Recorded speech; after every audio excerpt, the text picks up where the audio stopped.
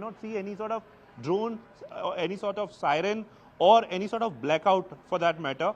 But yes, ceasefire violation has been happening in the areas like Poonch, in Rajouri, in Mendhar, and also in some other areas across the LC. As far as ceasefire violation is concerned, so we have been seeing historically as well, even after 2021, it doesn't ceasefire violation or ceasefire agreement doesn't mean that it won't happen at all, because ultimately it is line of control. It is not the international border. There you have the disputed boundary, and Pakistan will want to keep that particular thing in discussion and will always claim that this is their boundary or this is disputed, and that's the reason why we have seen traditionally as well that they are involved in the ceasefire violation. However, after the press conference by the Foreign Secretary, why it is happening immediately and why these drone activities are happening, this is one question. We are waiting for some sort of response from the government as well, from the armed forces as well, because there are air activities reported from Srinagar, as Ishan is reporting, and in fact in Udhampur we have unconfirmed reports that drone activities are there. See, in Jammu at least I can say that there is no siren. There is no siren or no drone at least. Right. Jammu region mein it has happened. It has happened in the Jammu region. NN Dubeji is sitting right next to us here in the studio, and he has confirmed that. We'll try and go across to Anshul, joining us live from Pathankot, where again there have been ADSs at work. Drones have been sighted. There is a possibility that drones will be sighted till, and this drone activity will continue from the enemy till the 12th when the DGMOs meet. But if that is the case, then it gives Bharat a free handle to decide what kind of activity we want to continue till the 12th. So not just defend, but we can get on the offensive and perhaps tell them how to do it nicely, the offense perhaps. Maybe our forces are on it at this point, but that only the Pakistanis will have to confirm right now. But yes, Anshul, you're amid a blackout. That's why I can't see you. Well, yes, yet again, over the last 5 minutes, there has been another blackout that has happened out here in Pathankot. We heard a siren from the Pathankot airbase, but there have been no explosions that have been heard at this point in time. The sirens that were burst from the Pathankot airbase was actually for just a few seconds, and since then there has been absolutely no activity that can be seen over here. But definitely a blackout as a precautionary measure has been announced over here in Pathankot, because remember it is very, very close to Jammu, and hence as a precautionary measure over here, yet again a blackout has been announced, yet again exposing that how no one can actually go ahead and trust this rogue nation of Pakistan, even at a time when after so much talks there has been a ceasefire, or not exactly a ceasefire, but an understanding has been reached between the two countries that till the 12th of May there will be no arms and ammunition exchange between these two countries. But today as well, yet again there have been reports after blackout now, air raid sirens have gone off in Baramulla. Air raid sirens have now gone off in Baramulla. Viewers, this is what the Pakistanis are doing across our skies. Please be rest assured that they are also facing a lot of music on their side, and perhaps it will be far more louder and it's going to hurt them harder. They have just not been public with it, but please trust our forces to respond in equal and adequate measure. Yes, Anand Dubeji, what's the update that you have? Ji. My update is that, everybody was thinking that probably there is a declaration, there is an agreement, and there will be an official commitment from both the sides that it's a completely ceasefire. Then why this Pakistan started this, new dimension of already agreed upon ceasefire agreement. So they have started right from Baramulla down to Srinagar city, Pattan, that is one of the tehsil of Baramulla. Yeah. Srinagar city, which is very, very disturbing, because Srinagar city is quite in deep. And the nature of these drones are like exactly same what happened in the last night. They have gone right in the quite good height in the sky, and from the very maximum height it has been dropped. Right. So it becomes very difficult to destroy. That is one of the reason, I think, and that problem they might be challenging. They might be facing the forces. One also has to see what kind of drones these are. Are these the ones that they tried to send first up, which are basic drones with no munition and not too much of payload, or are these ones which have got a certain amount of payload and what they attempted to send on the nights of 9th and 10th? So those are questions, because first set of drones were probing drones, the other ones were heavier and they had a lot of payload on them. These drones are very similar to the drones of the last night, because if you go previous night, then those drones were very low flying drones. It was very easily detected, and it was being destroyed in air, and one could see from the open eyes it's being destroyed. But the last night's drones had taken a quite good height in the sky. Right. That is the ground report. So these drones are little different. What kind of drones they are using since last 24 hours, I think must be some new consignment Right. landed on the tarmac of Pakistan, what I am assuming. Right. That must be a different consignment. Okay. And we couldn't understand who has sent it. Okay. Now, today's drones are almost similar to what happened in the last night.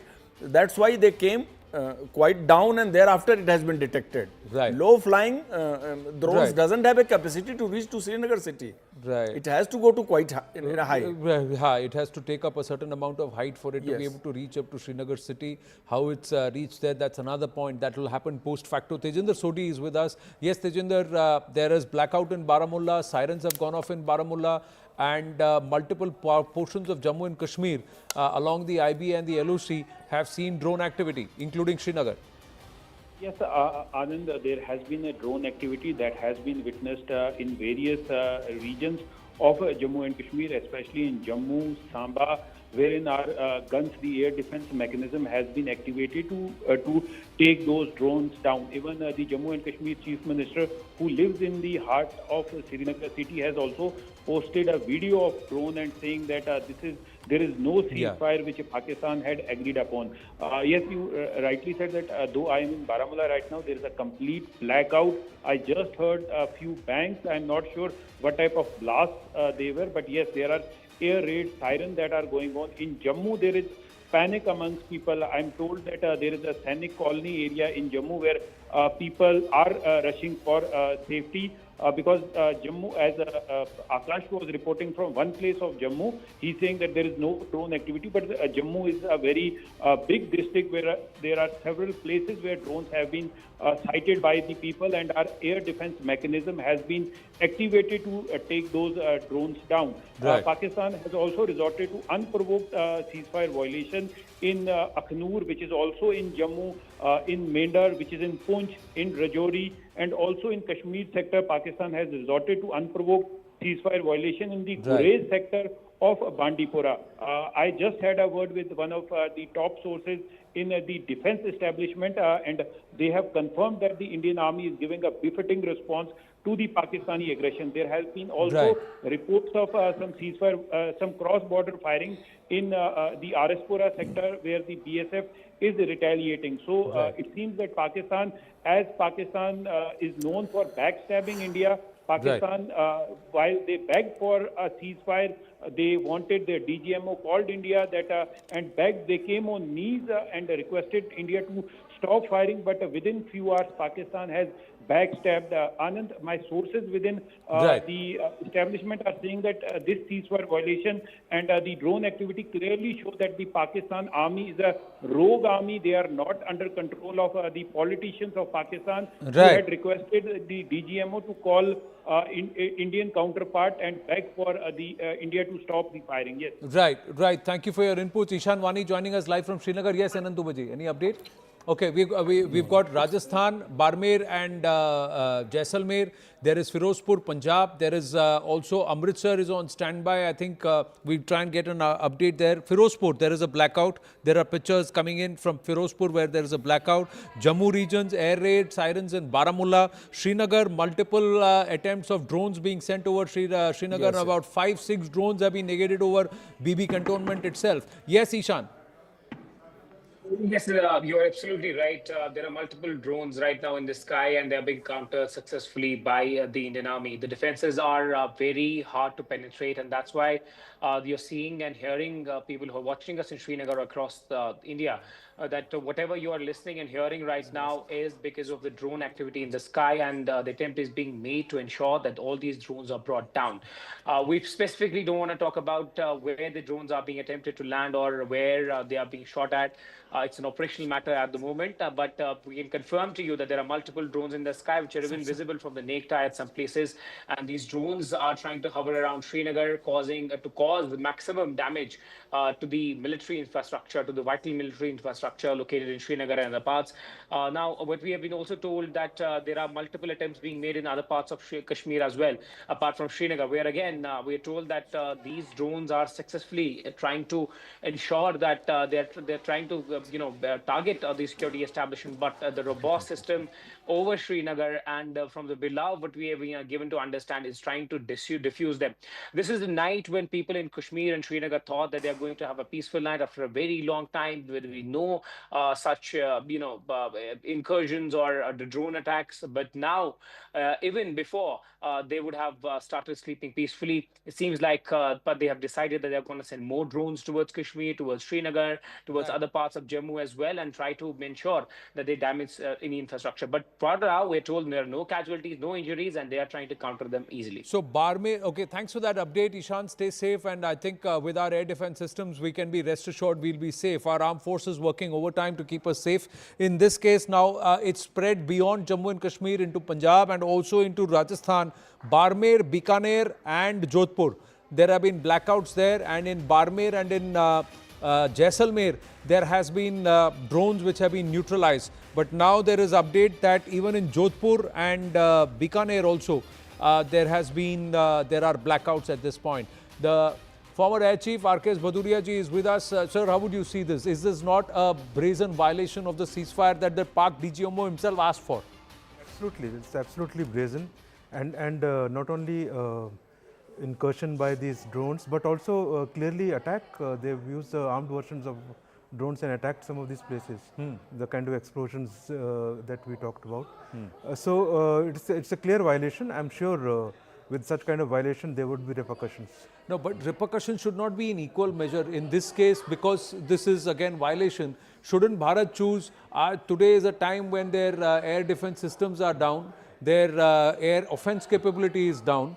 This is the time to go ahead and hit. If they are sending drones, shouldn't Bharat respond in perhaps a little more amplified measure? It would always be amplified. It would always be amplified. Thank you. That's reassuring. I'm not going to push you there beyond that. But how does this happen when the Pak DGMO says that they want to talk on the 12th? There is this push that is happening, or what we are witnessing. What is Bharat now going to say? Because Shehbaz Sharif, I don't know if you've seen it, he's thanked the US. Donald Trump has claimed credit. Bharat has said that we will talk only to Pakistan. There is no third person here. So how does this work? Clearly their game on, and their game is gambit is purely to try and internationalize J&K. I'm sure you understand that. Yeah, and it is for the US leadership to see how brazenly they have violated and gone back to whatever assurances they gave the US side in terms of ceasefire, and obviously there would have been a lot of talk, especially when US Secretary of State had to speak to Asif Munir himself before they were brought onto the right track. So they need to see how they have gone back. It is for them to realize, we know what Pakistan does, what he is capable of, how much he respects the treaties or the ceasefires or agreements that are reached. So we would have been careful, we would have been watchful, and surely these drone incursions would be tackled, so there's nothing to worry.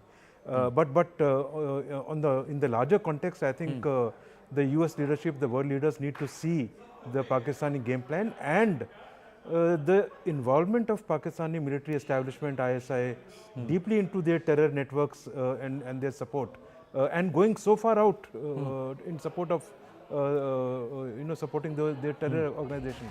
I think that is the lesson that the world needs to take and deal with Pakistan. No, but what is the reason why that this is not something which they have not known? If Osama bin Laden was found in Abbottabad, not so far away from a very key military installation, the world knows it already.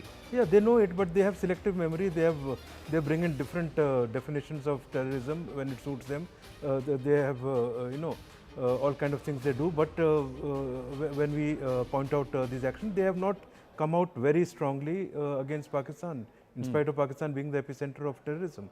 So it is time now to call out, and we need to take our action. We would take. Now the world just needs to watch. Don't tell us what to do. We will do what we need to do.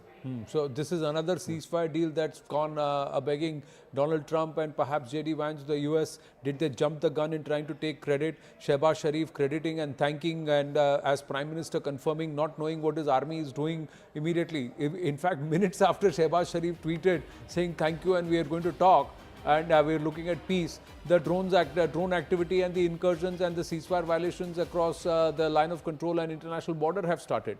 General D.P. Pandey is with us. General Saab, what should Bharat do now? Is this now equal to act of war?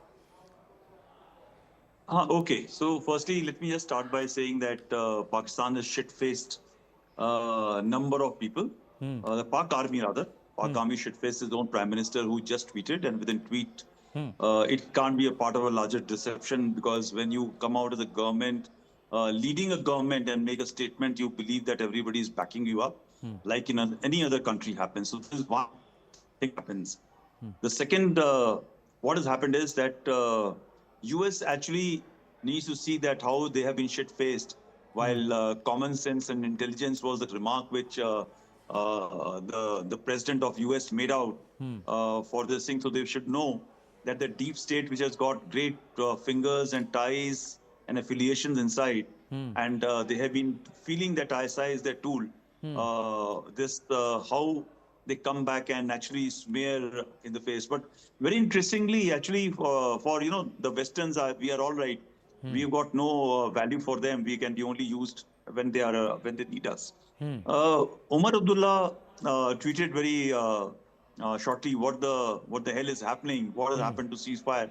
So I had to just only tweet back to him, and that is where there is a cruel reminder for all of us that starting from standstill agreement, which was breached in 1947-48, right? 1947, Jammu and Kashmir, that point of time. Yeah. The Pakistanis have breached all treaties, not only with us, with everybody across the world, including using of F-16 and not telling the Americans Osama is living with them and they are looking after him and all, blah blah blah. I don't want to get into the deal of it, but bottom line, coming to the tactical level, what is happening today is possibly as a field force commander, everybody would have known, because we discussed the difference between stoppage of fire and ceasefire, right?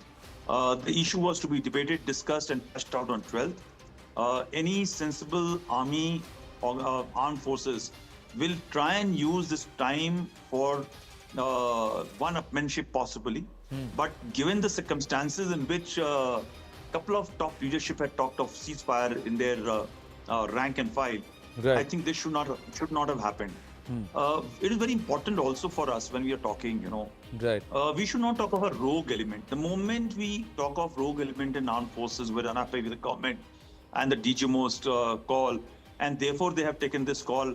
The rogue elements can be a selective element who will use instrument of terrorism to carry out a strike after a talk which has happened.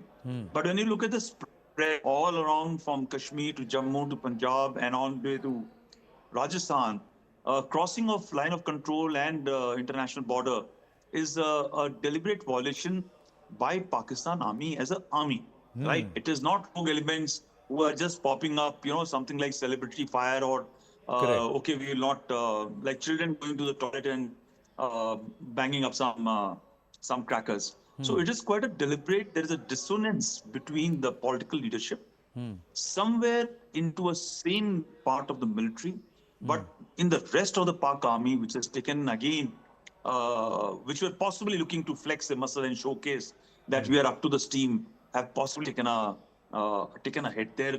That Punjabi ego, which we keep of time, has actually taken a major hit, and this is coming as a response of all these activities taking place.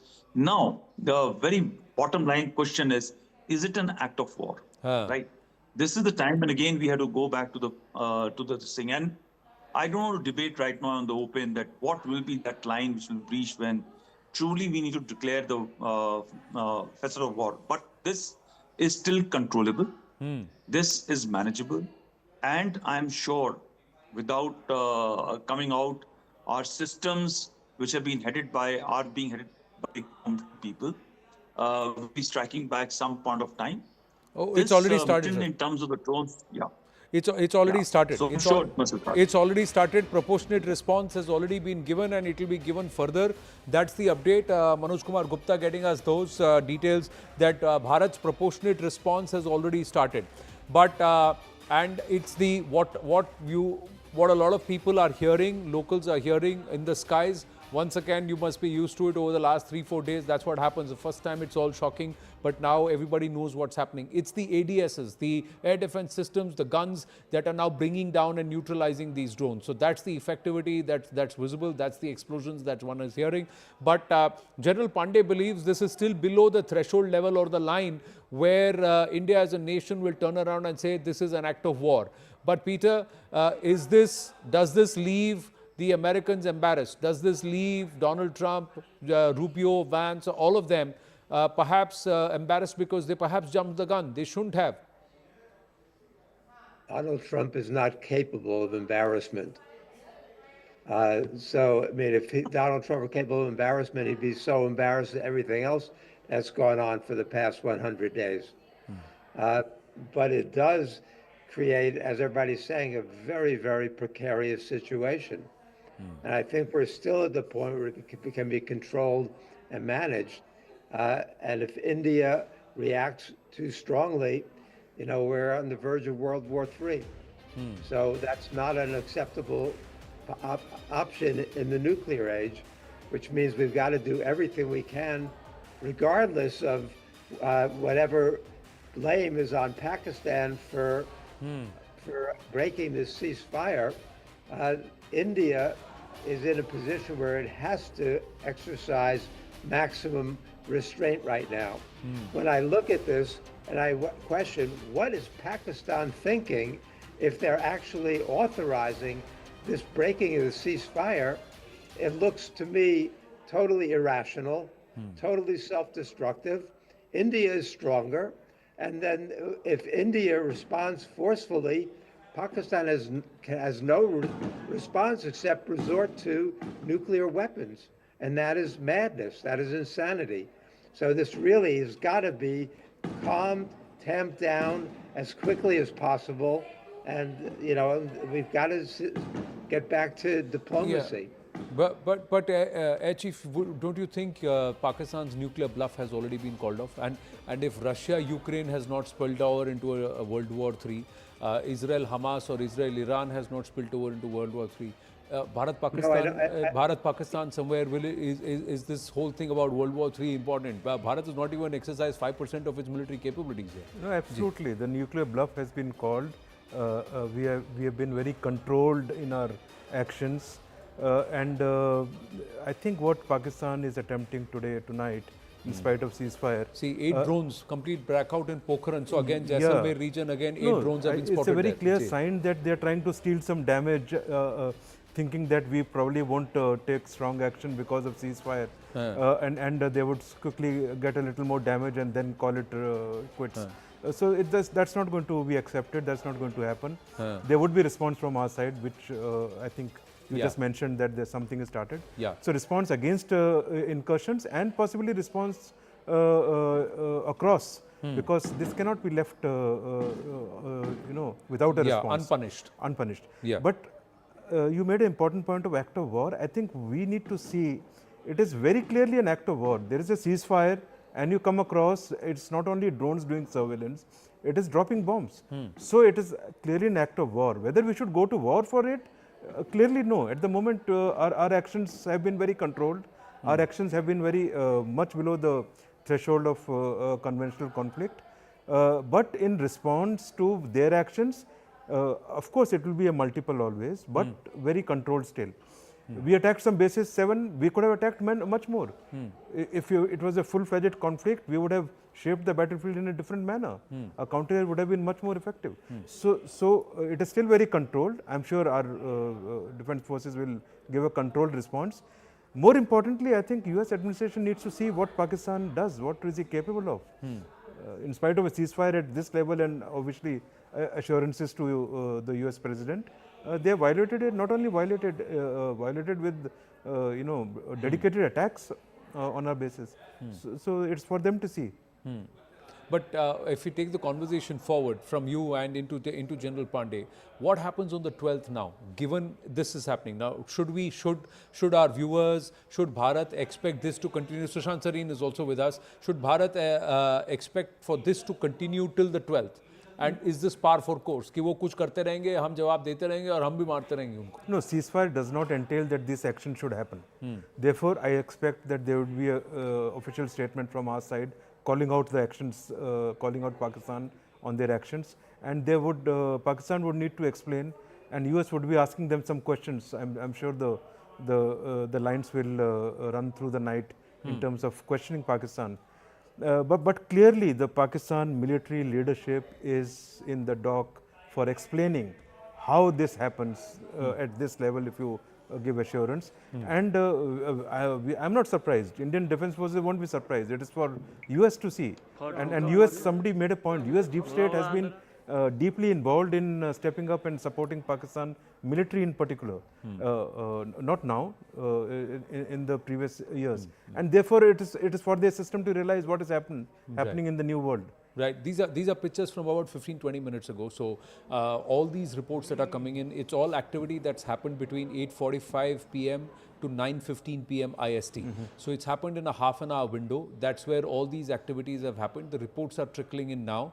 We'll try and establish a timestamp. So these are ceasefire violations all across the western border. So it's not just the LC and the IB in Jammu and Kashmir that's been kept active. The Pakistanis have tried to make their activity right across the entire western border section. General Pandey and then Sushant Sareen, your thoughts on this question. Is this now going to happen till the 12th? Should this be par for course? कि आधा घंटा एक घंटा कुछ activity करते रहेंगे just to keep things hot? And we should also respond in proportionate measure and this is par for course. What happens on the 12th now? General Pandey and then Sushant Sareen. Ji. Yeah, so, you're asking me options, which are how it is going to pan out. First is that drone warfare is a reality, right? We may be putting into some segment of gray zone warfare, right or wrong. We want to accept it as a reality or not. Something what became very useful for us when we are into ceasefire violation timelines some time back. So, these are some degree of reality we have to take. Second is that the escalatory ladder keeps on rising up, right?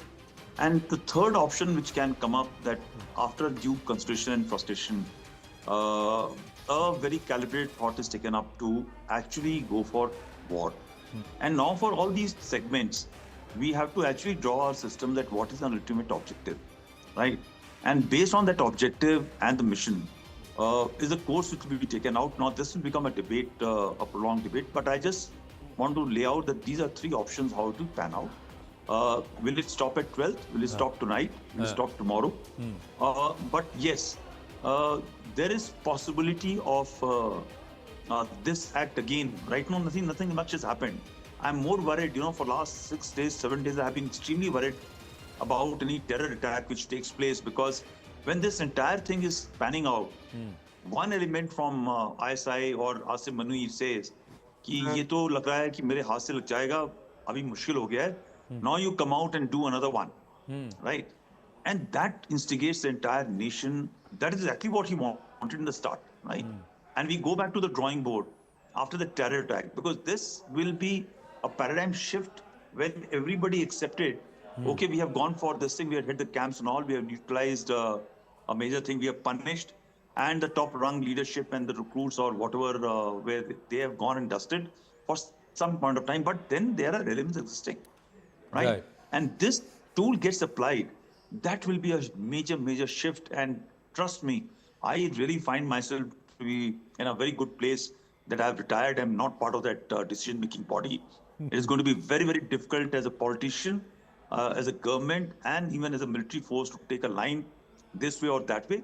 So while nuclear bluff has been called out as told by the air chief, but has the war bluff been called out, right? Yeah. So this is a question which we have to keep on troubling ourselves with. But yes, somewhere in the back room we have to work on a date when this machine which has been prepared is going to be applied for punishment. And the last point which you can take as a tool for further discussion, who is actually behind this? Is it actually Asim Mani? Is it something else which is troubling us, which is compelling the system to go on the way it is want? Who wants to actually draw us into the war? These are questions which have to be thought of. Who question is beyond Asim Munir and if his own machinations, there is only one entity that is sitting on our eastern borders. So and Yeah, there could be possibility there very actively, and the China factor comes into play at multiple levels. The Chinese will also be watching our own military capabilities, how we have amped up, how yeah. prepared are we, what is there. And frankly, I don't give it too far to even their deep state connections as well. Yeah. I may love to bait China, but the pragmatic long-term strategic considerations are also will always point fingers somewhere. People who consider ourselves to be friends Right. or showcase our to be friends, but maybe the leadership is. But after all, the leadership doesn't control everything. Like there's a deep state in Pakistan, there's a greater deep state somewhere else. Yeah, fair point. Sushant Sareen, your thoughts. Zorawar Daulat Singh also with us. Good evening. Thank you for joining us here on the broadcast. Just getting us two more updates. Ambala is on a blackout. There are drones spotted there. Ganderbal in Jammu and Kashmir near Srinagar has also sighted drones above, and the ADSs are at work trying to neutralize them. Yes, Sushant Sareen, the China factor. Who's actually behind this? As General Pandey is taking the discussion and the conversation forward, Bharat needs to identify who's behind this, who's orchestrating this, one within the Pakistani military, its deep state, and also beyond the Pakistani shores. Yes. Sushant Sareen, yeah. Anand, I think it is entirely possible that this is happening from within the Pakistani state establishment. Either there is a kind of a rethink at the institutional level, that look, we haven't gotten anything from the Indian side, and we've had to sue for peace. Let's try our hand at this again. It could just as well.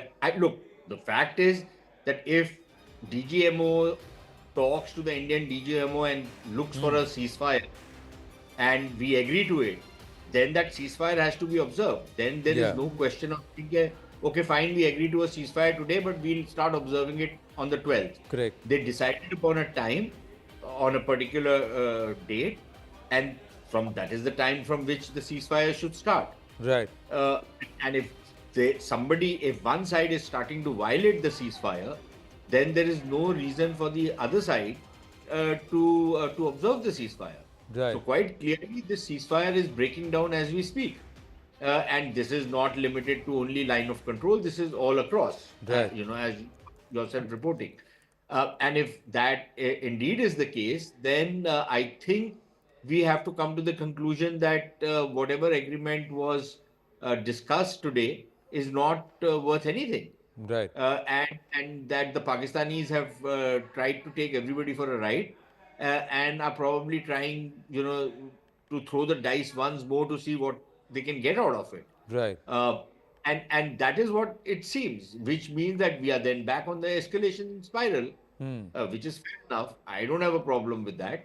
And let's see how that plays out. If that's the kind of thing the Pakistanis want, after the hiding they got last night, they want to play this game all over again, then fine. I don't think there's anybody on the Indian side who's going to flinch from that. Right.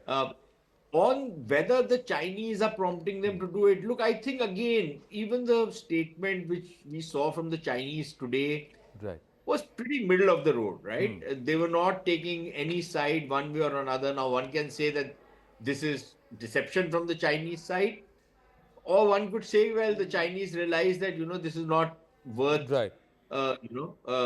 going ahead with. So it's better both sides call it off and we'll appeal to both sides. It could just as well be that.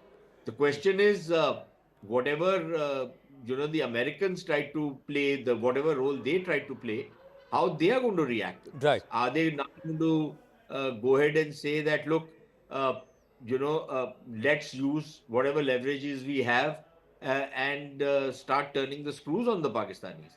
Or will they say, okay, fine, as President Trump said earlier, the guys keep fighting with each other, so let them, have yet another bash up. We don't know. But if the Americans are genuinely serious in saying that, it's important that both sides step back as what they claim to be, then they need to start pressuring the side which is breaking the ceasefire to expect that India will exercise restraint because, you know, there can be a nuclear exchange, third world war and what have you, again, you are penalizing the victim. See, is this also not, How does Sushantji? that work? No, Sushantji, and to all our guests, Anvit is joining us live from Pokhran. We'll go to that, but we'll come back and pick this up. Is this the whole thing that the Pakistani army or the military establishment has gone rogue? And that the civilian establishment has no control, no clue. Shehbaz Sharif tweets, and within minutes, the ceasefire violations have begun and the incursions, drone incursions have begun. So is the military trying to tell the world that, sorry, we don't listen to this civilian establishment and whoever and whatever they have done. So what's the point of Rubio speaking to Asim Munir if, but it's the DGMO who picked up the phone and said ceasefire. It's a DGMO who picked up the phone and said, let's hold and requested for stoppage of fire. It was not Shehbaz Sharif. So it's also quite surprising how the military picks up the phone and says, we need stoppage of fire.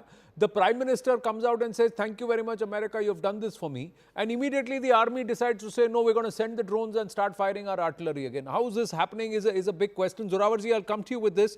Quickly going across to Anvit, who's joining us live from Pokhran. Harsh Sanghvi, the Home Minister of Gujarat, has said Kutch is in blackout. There is also drones sighted in Kutch. So the air guns have worked there also, air defense systems. Yes, Anvit, what's happening in Pokhran?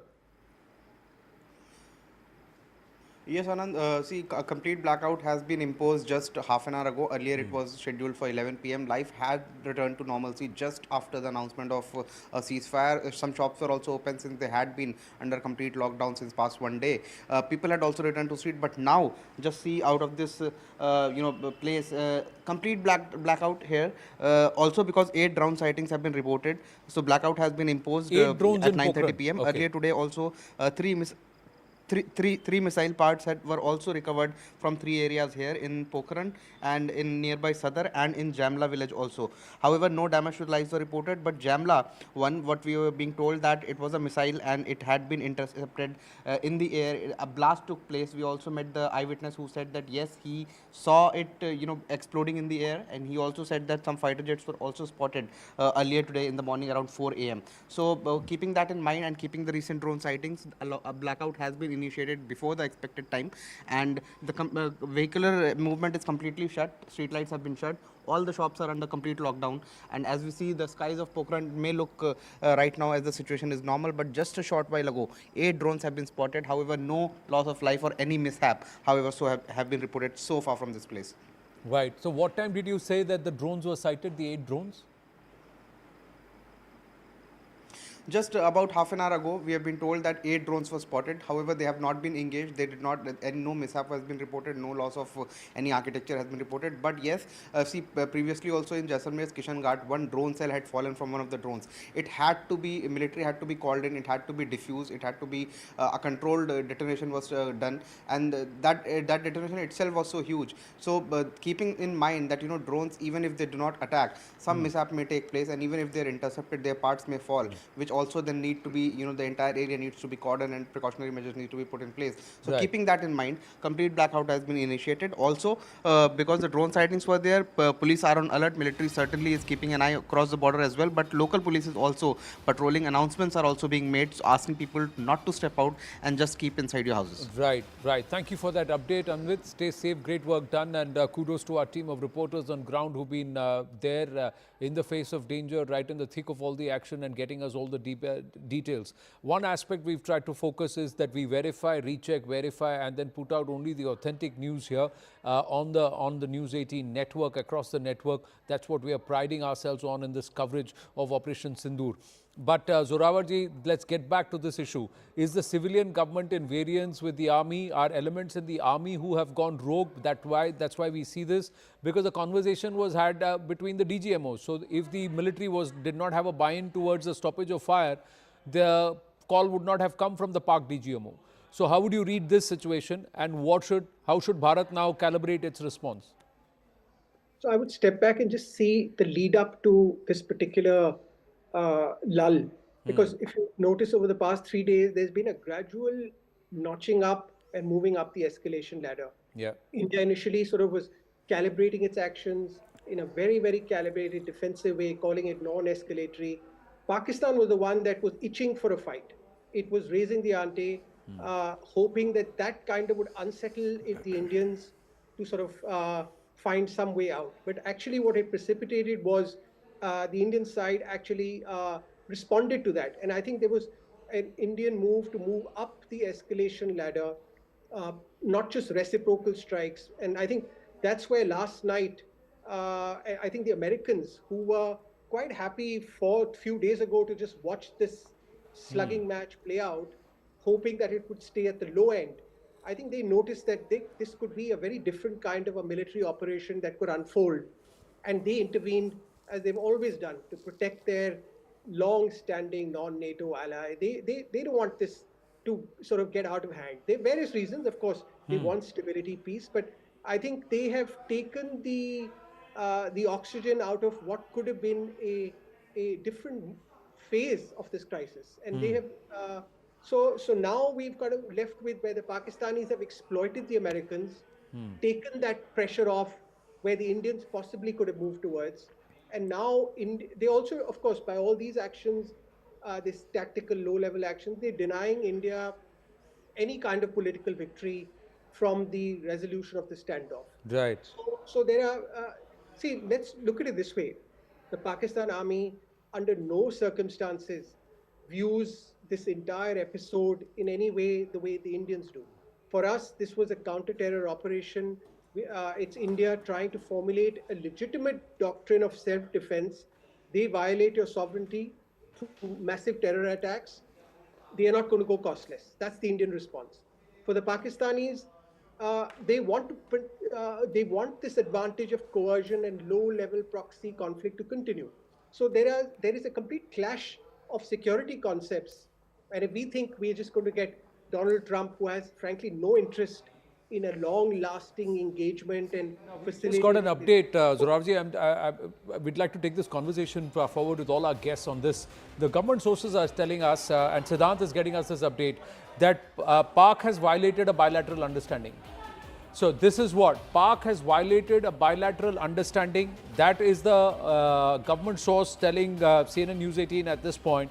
So clearly, the establishment is not happy.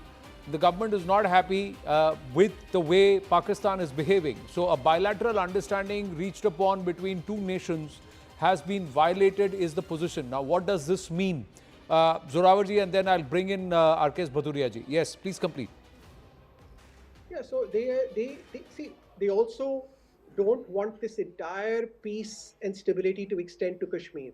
They still want to continue their policy of undermining stability, undermining that particular area. So their long-standing approach is not going to disappear overnight. They're hoping to get something out of this when it reaches the next stage of.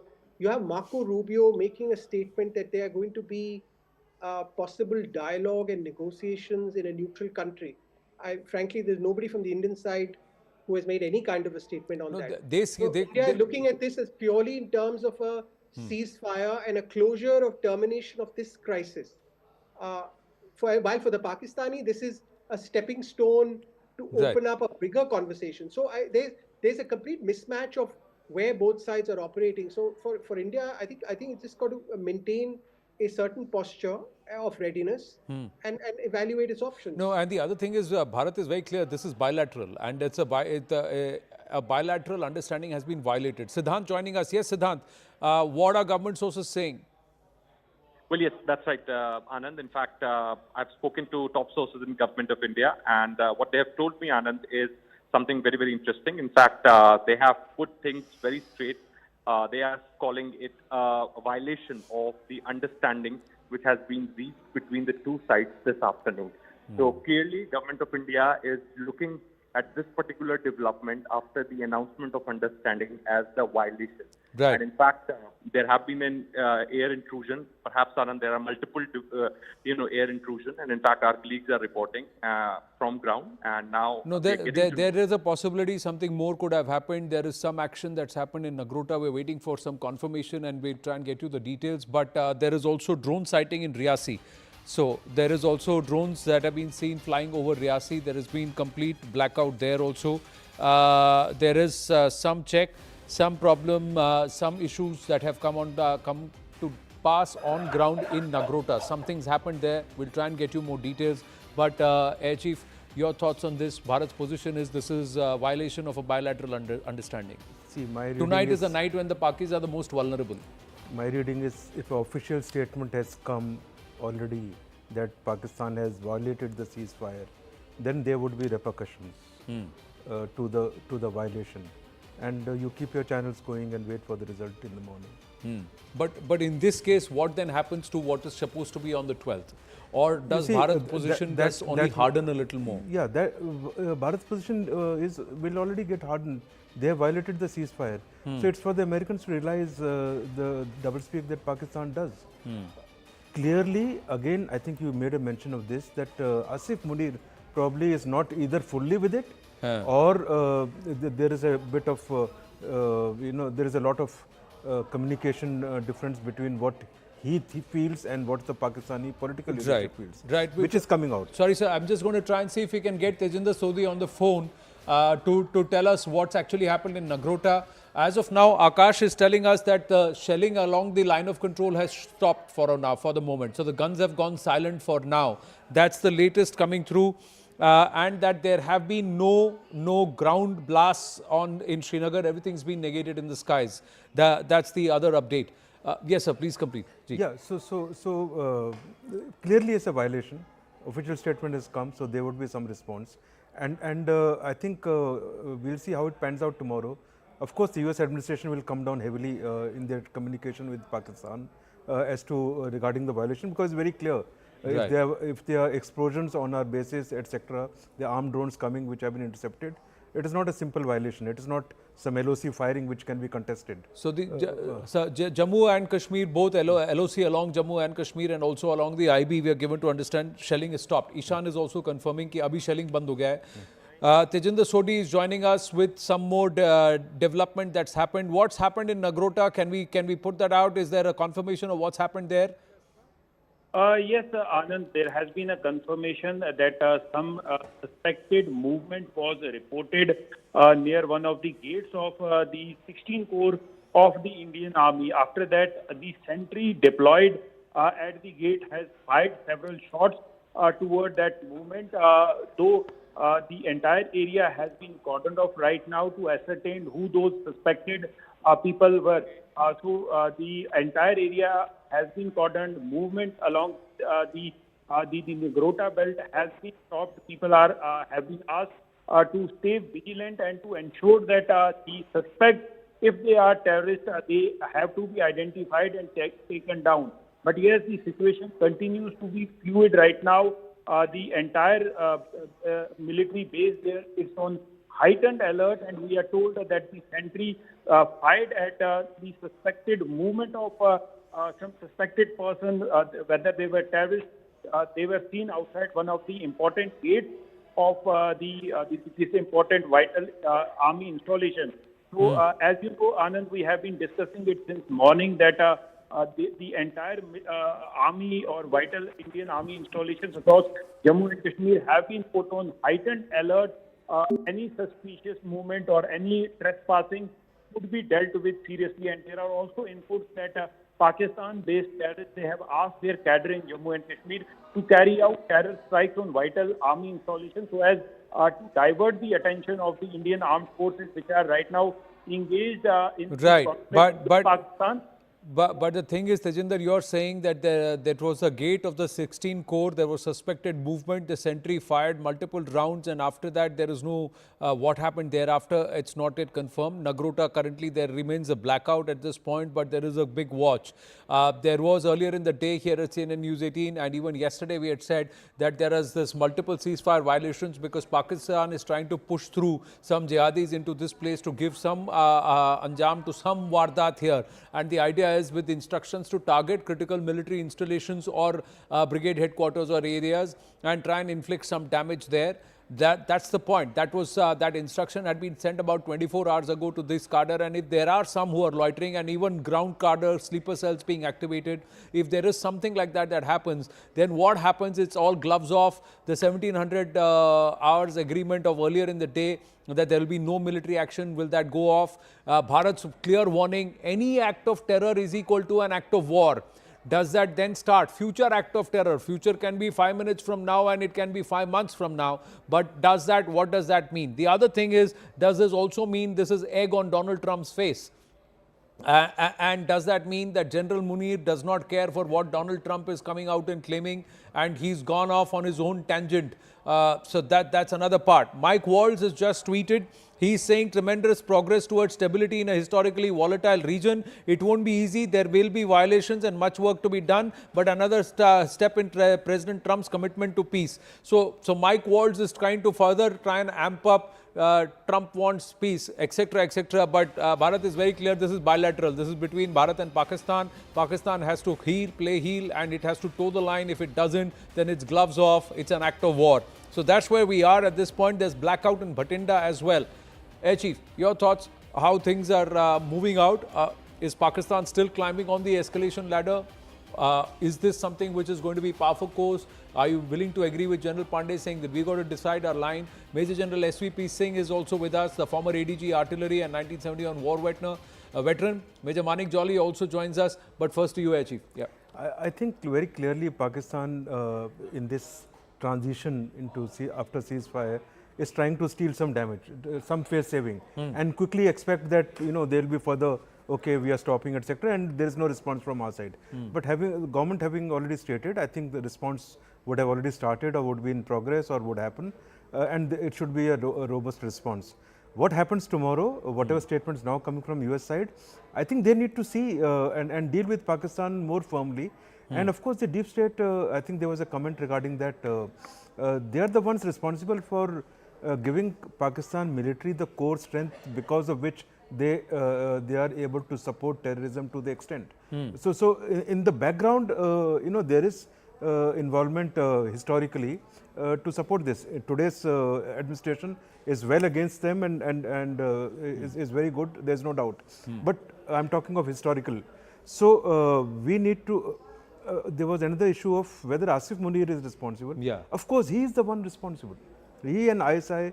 And therefore, there has to be repercussions for Pakistan in this entire action hereafter. So ceasefire has to be absolutely clear, no firing, thereafter only we stop. And as things go forward, I think within Pakistan they need to realize if Asif Munir continues and the current dispensation continues, somewhere down the line things will happen again. It is their doing, and I don't think there is China angle at present in Pahalgam stroke this. It is purely Pakistan. You don't see the China I don't angle. see. I see purely Pakistan. I see directly Asif Munir and ISI handiwork in order to make this happen. Make this happen. Did you know that the DG ISPR, his father was a terrorist, a proscribed terrorist, and also Osama bin Laden's aide, the American? I read about it. So this is how deeply the jihadi Pak military network and nexus is. And how is this lost on the world, or how has the world been okay with this? Major General SVP Singh, Jain sir, thank you for your time. And if I may interrupt, you saw that photograph, and in the funeral, how many army officers were there and senior officers? वो सामने तो हाफिज अब्दुल रौफ खड़ा था, वो तो he's a US proscribed terrorist, लश्कर का Chief operative of है. Army Staff's Reith is there. Yeah, and they were all jihadis because Rauf Asghar was one of them in the coffins. One of them, and look at the lineup of the army officers there. So it shows the kind of nexus that they are into. This is what needs to be broken, and that's why our statement today that act of terror would be act of war is very significant. In time to come, that is what will be acted upon. General Singh, sir, thank you for your time. Sorry for your thoughts, sir. Thank you very much. Jai Hind to the viewers. Well, I would start by saying what has happened post announcement of the ceasefire. Well, it is the DNA of the state of Pakistan which is showing up once again its face. Should I say the ugly face? It cannot be possible that the communication system has not filtered right down to the battlefront, down to the lowermost tactical units and subunits that ceasefire has been announced. 3:30 p.m. the DGMO of Pakistan has spoken, perhaps in the beggingly for the ceasefire. Now this is one face of Pakistan. It has got multi faces in any case.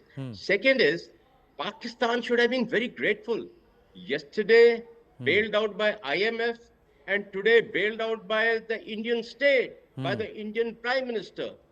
They were below their knee level. They should have been grateful. And what are they doing? Now, having said that much, let us see how Pakistan can sustain itself without this war which would have taken place.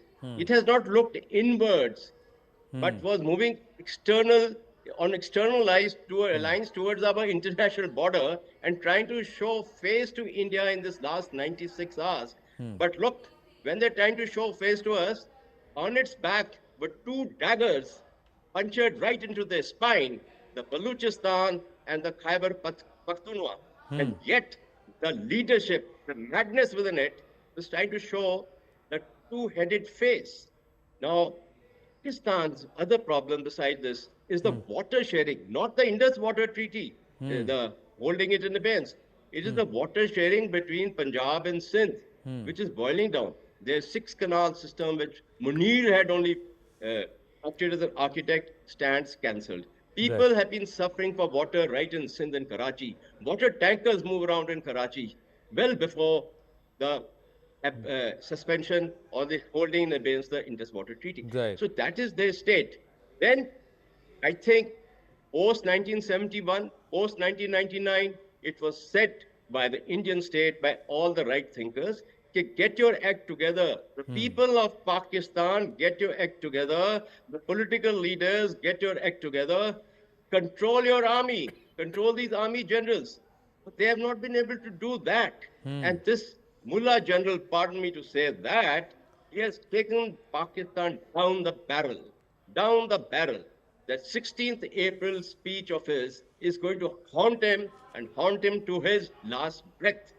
He must be praying to Allah for forgiveness, because that is what has brought about Balgram, and that is what has brought about this. And he was looking for extension. I think time is up for him. And the Prime Minister of Pakistan, Shahbaz, he should now stand up, invite the opposition, look inwards about the opposition leader Imran Khan as well. Try to reconcile at this time. Pakistan is in a state which should seek reconciliation within it. And Sir, that is not going to happen. If somebody decides to incarcerate the most popular leader in the country, and then they are worried कि भाई ये war के चक्कर में वहाँ अडियाला में drone गिरा के मार देंगे उसको, that is the level to which they can stoop down the politicians.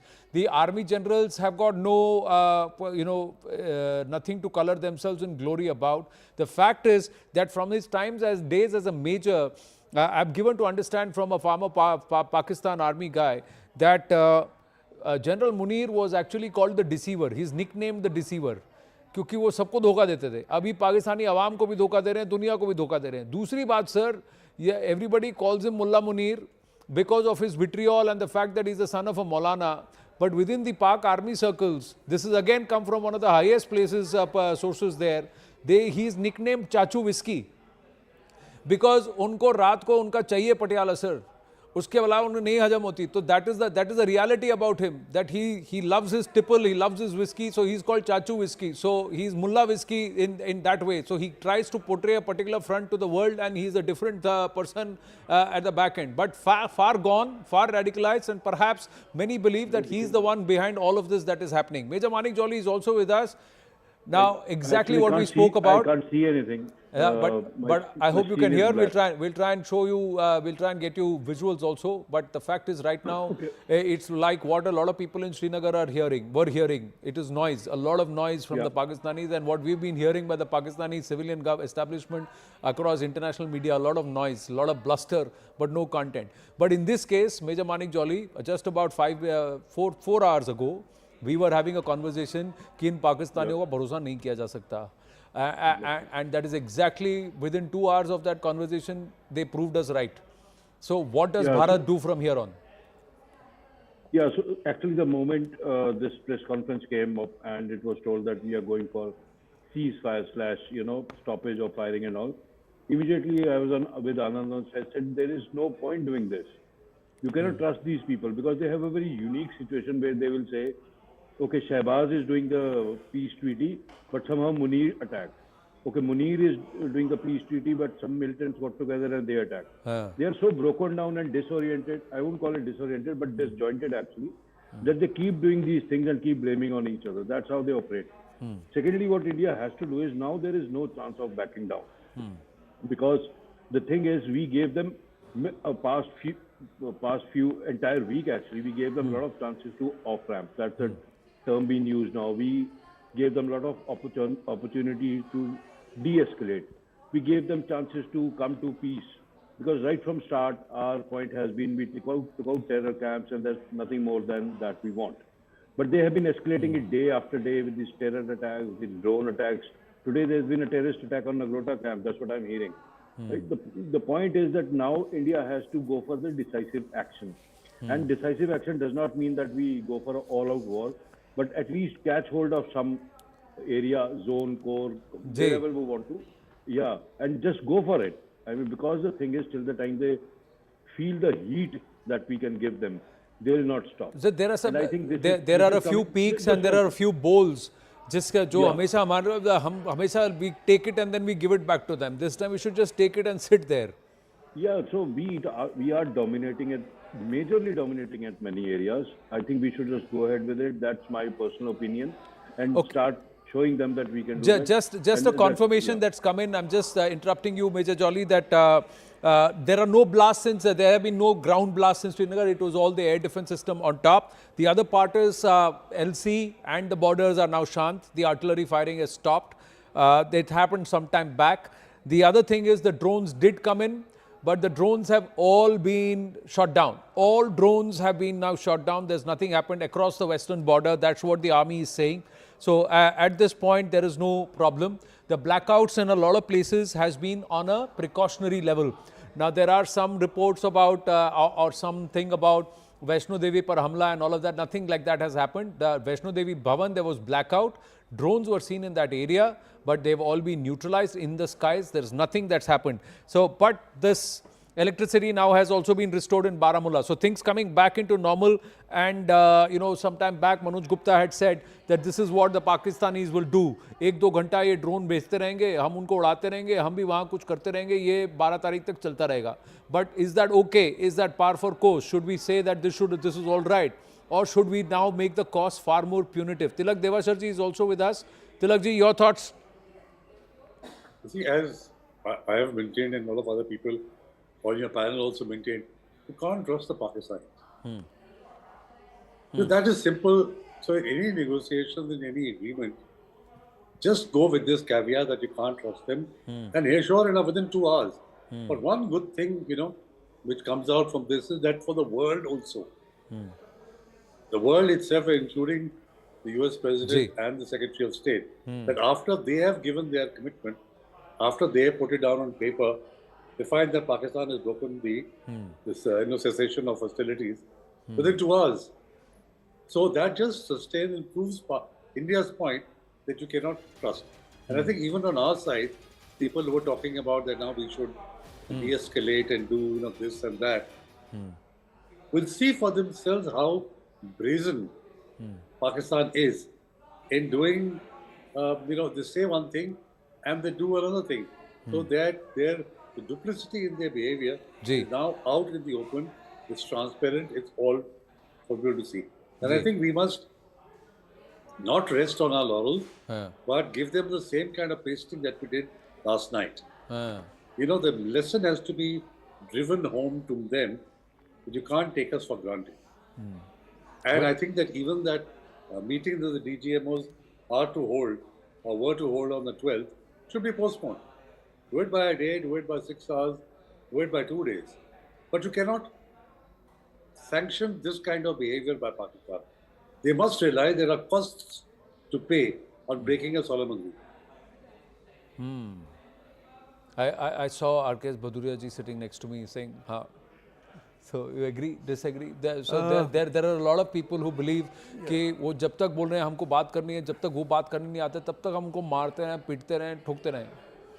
सही है sir? Yeah, no, they have clearly violated. And then say, oh, हमने तो कुछ नहीं किया. They would apparently they have stopped now, and they would say, they would also give some excuse that India violated. LOC, all that goes. But when you have drone incursions so far deep inside, it doesn't fly. So the world will see. What level should we act? I think a response has to come. I am just seeing because official statement has come that they have violated, which means response is coming. How deep the response, how strong would be? Since we don't have all the inputs, I don't want to guess, but it should be substantial. Whether it will be like last night, I don't know, because if it is not of that level, but the response should be there. I hope it is like last night. No, not just that. Why don't we do what the Pakistanis do, sir? Why don't we do everything and then say, हमने तो कुछ नहीं किया? No. हमने क्या किया? Why? Where? We are very balanced and we are very careful in our approach. And secondly, don't forget, our purpose was to strike at terror network and terror infrastructure. That was achieved. But there is more. If so Pakistan we can hadn't continue started to this, strike at some terror infrastructure. There is GHQ Rawalpindi, which is the core of the terror infrastructure. If Pakistan hadn't started this, we wouldn't have done. Now they started, we are responding, but in stronger measure and robustly. So Pakistan down the line is doing a combination of things, and for sure looking for some substantial damage so that they can tell their public that this is what we have done in response to our friends losing their so let's take this forward. We've got another, over the next 25-30 minutes, let's try and understand and deconstruct. Tilak Devashar ji said कि DGMO conversation को 12 बजे से 6 बजे कर दो, थोड़ा सा delay कर दो. Because somewhere Bharat has to say, Bharat is going to decide the tone, tenor and also the context, pretext of it. Here's what the Pakistani playbook is. It's a standard playbook. Already they are working on it. कि इसको internationalize कर दो, America को thank you करते रहो, America आके बात करो बोलते रहेगा. They will say that. Then they will say Jammu and Kashmir ही एक issue है sir. That's where it is. So otherwise कोई issue नहीं है हमारा, वही उसको solve कर दो. So how does Bharat take this forward? What do we say? See, our guys are doing it in a very matured manner and step by step. They violated, they started the conflict after the terror attack. We responded strongly, very strongly, robustly. Our response also catered for that the damage we were doing is part of larger game plan that should we go to a proper conflict, all that goes into the matrix. It's all beneficial towards that. Okay. The fact that ceasefire happened, it has only happened, if Pakistan was not to send the drones, let's say last night, we wouldn't have done the bases attack. Correct. We wouldn't have done. Believe me. Correct. Okay. So if that is the case, actually ceasefire wasn't even required. They just had to stop their action. We wouldn't have responded. Now, Americans knew that Pakistan are absolutely irrational. Munir won't stop. So they intervened. They basically got them on track. They didn't even have to talk to us. If they stop coming across the border, nothing will happen from our side. Now this violation is serious. Now that Americans have got involved, Pakistan has given assurance, DGMO has called up, now they need to answer why the violation, and therefore the repercussion would come. Tomorrow there will be some dialogue in terms of violation, etc. Right. But please be sure that at every stage our standing militarily is not affected. We are in stronger position. Our standing in the world is only getting strengthened. Pakistan is only getting more on the negative side. So we'll need to go step by step. Step by step. Step by step is true, but there are a lot of people who feel, अभी नहीं छोड़ना चाहिए था. Oh, वहाँ वो कहते हैं ना जैसे if I were to reinterpret a filmy dialogue, it will say कि बंदूक हाथ में थी, दुश्मन सामने था, ट्रिगर पे हाथ था और फिर हमने हाथ छोड़ दिए. So it is a scenario like that, and many viewers would feel like that this was the time to really pummel the enemy and to bring them to heel, and we shouldn't have pulled off there. Just a quick update: 12 Pakistani drones have been neutralized in Gujarat so far, in Kandla, Bhuj, Lakhinala areas. Government of Gujarat monitoring the situation closely. Sharendra Wangu getting this, and there's also confirmation coming in from one of the Gujarat ministers. Jaisalmer, Badmer में अब धमाकों की आवाज नहीं. That is Bhavani Singh of News 18 getting us these details. Baramulla, there seems to be a blackout back again. Tejinder is in Baramulla and he's saying that there is a blackout again, but we'll see. Perhaps it's just precautionary, but the guns are silent along the line of control, no firing there. Some drones did come in, all of them have been neutralized. That's the update. General SVP Singh, what should Bharat do? How should Bharat make sure that it is happening on Bharat's terms, the conversation this time around? There is no international involvement and Pakistan doesn't get to play its usual playbook and rant. Well, I think Bharat has got some very good options and we have to put it down the throat of Pakistanis. if the post-ceasefire talks had to take place, I think the most important and right on top should be that the terrorist camps and the terrorist outfits which are there, we want a verifiable dismantling of those. We want a verifiable dismantling of your madrasas which are educating these people. And why I say that, their defense minister having said these madrasas, the students who are coming out from there are our second line of defense. I think it couldn't be more shameful. They're trying to breed snakes and vipers of the next coming generations. So that is their statecraft. Yeah. So I think this demanding this verifiable dismantling, I equate this when the United States demands of Iran verifiable about their nuclear assets of Iran. And we should dictate that. We are the strategic dominance in South Asia. We are the regional kings of South Asia, Bharat. And we must put up stamp loud and clear. Now, I will also like to say here, the ceasefire, Indian Prime Minister, Indian state has agreed to it. Maybe with the good offices of US, which has worked out, though the President, Secretary of State statements in the last few days were coming in conflicting in nature. But I think one thing which would have weighed in the Indian minds would be that US perhaps does not want another arena of war taking place, and being their special strategic partnership, USA needs India. They don't want that Israel-Gaza Hamas affair on in South Asia. Also, Ukraine, the peace which was promised in 100 days with Russia has not come about. China is a factor which weighs on US. So I think it has been a very good move from the statecraft and from the diplomatic point of view. In military terms, I would say we have had a partial achievement of military objective. I use the word partial because along the line from POK down to Bahawalpur, the destruction which has been caused to the training centers or the terrorist centers has been there, in which a lot of the terrorists would have been killed, but there's a work in hand, work in being. Their ideologues have to be now packers and planners. They have to be taken to task, and that we should not leave it.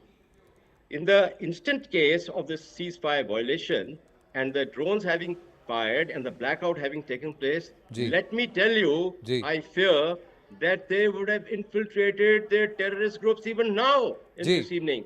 So our depth areas, intermediate, our internal security has to do a lot of work right from this moment onwards. We cannot trust this nation. We cannot trust this leadership. I totally agree that we cannot trust them, but the fact is that if they do another act of terror, then it's an act of war.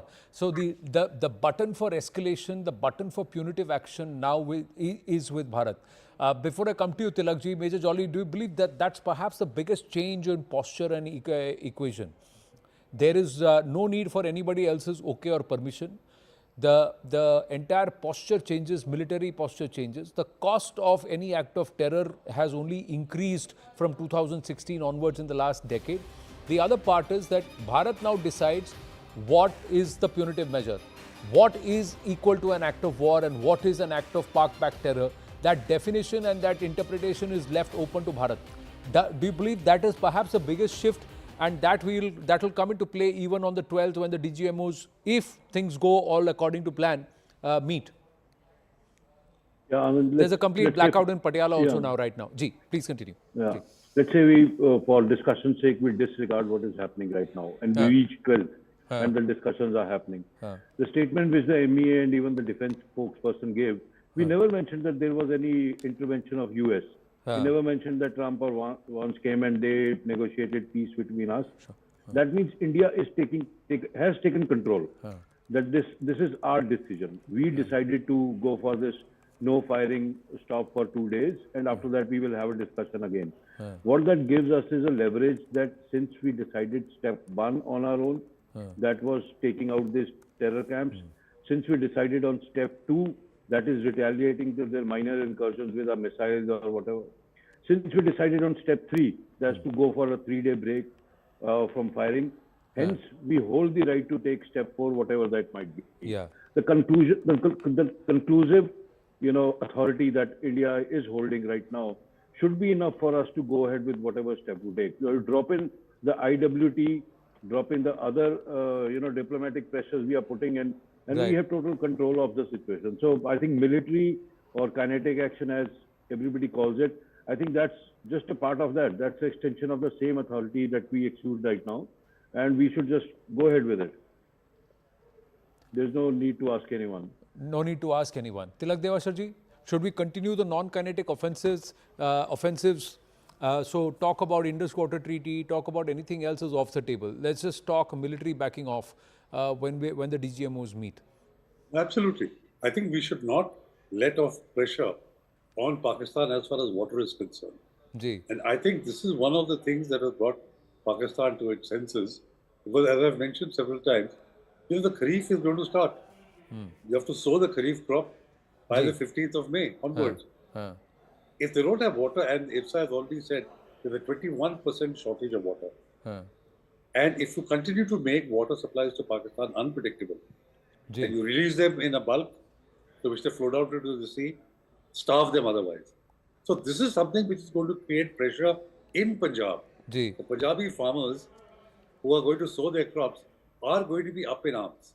And the recruitment, the catchment area, and the most popular area support for the Pakistan army has always been Punjab.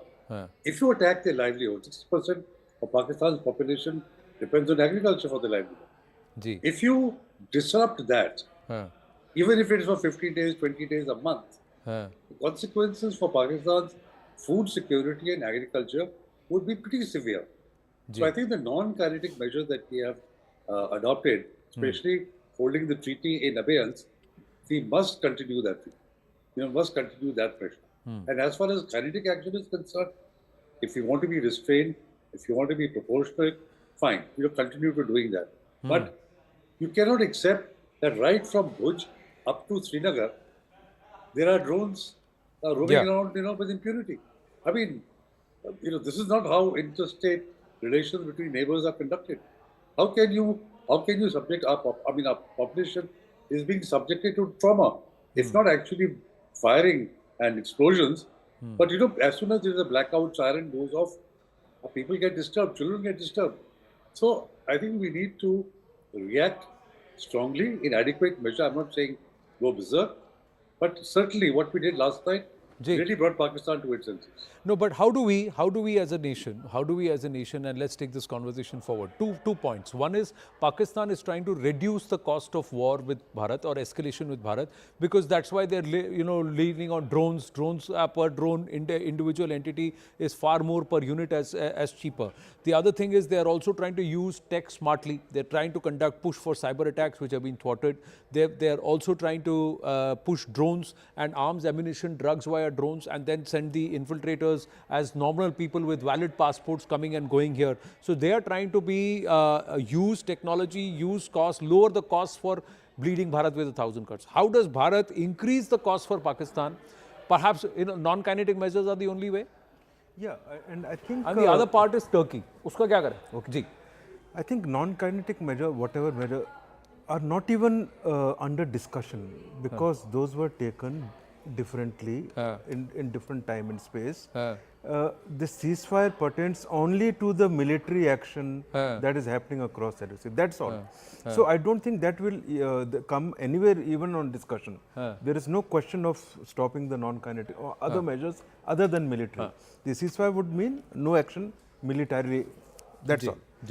Your issue of low cost, my understanding is, in response to the terrorist infrastructure that we attacked, if they had a way of putting bombs across safely and creating sufficient damage in their very first raids and get away with it, they would have done so directly.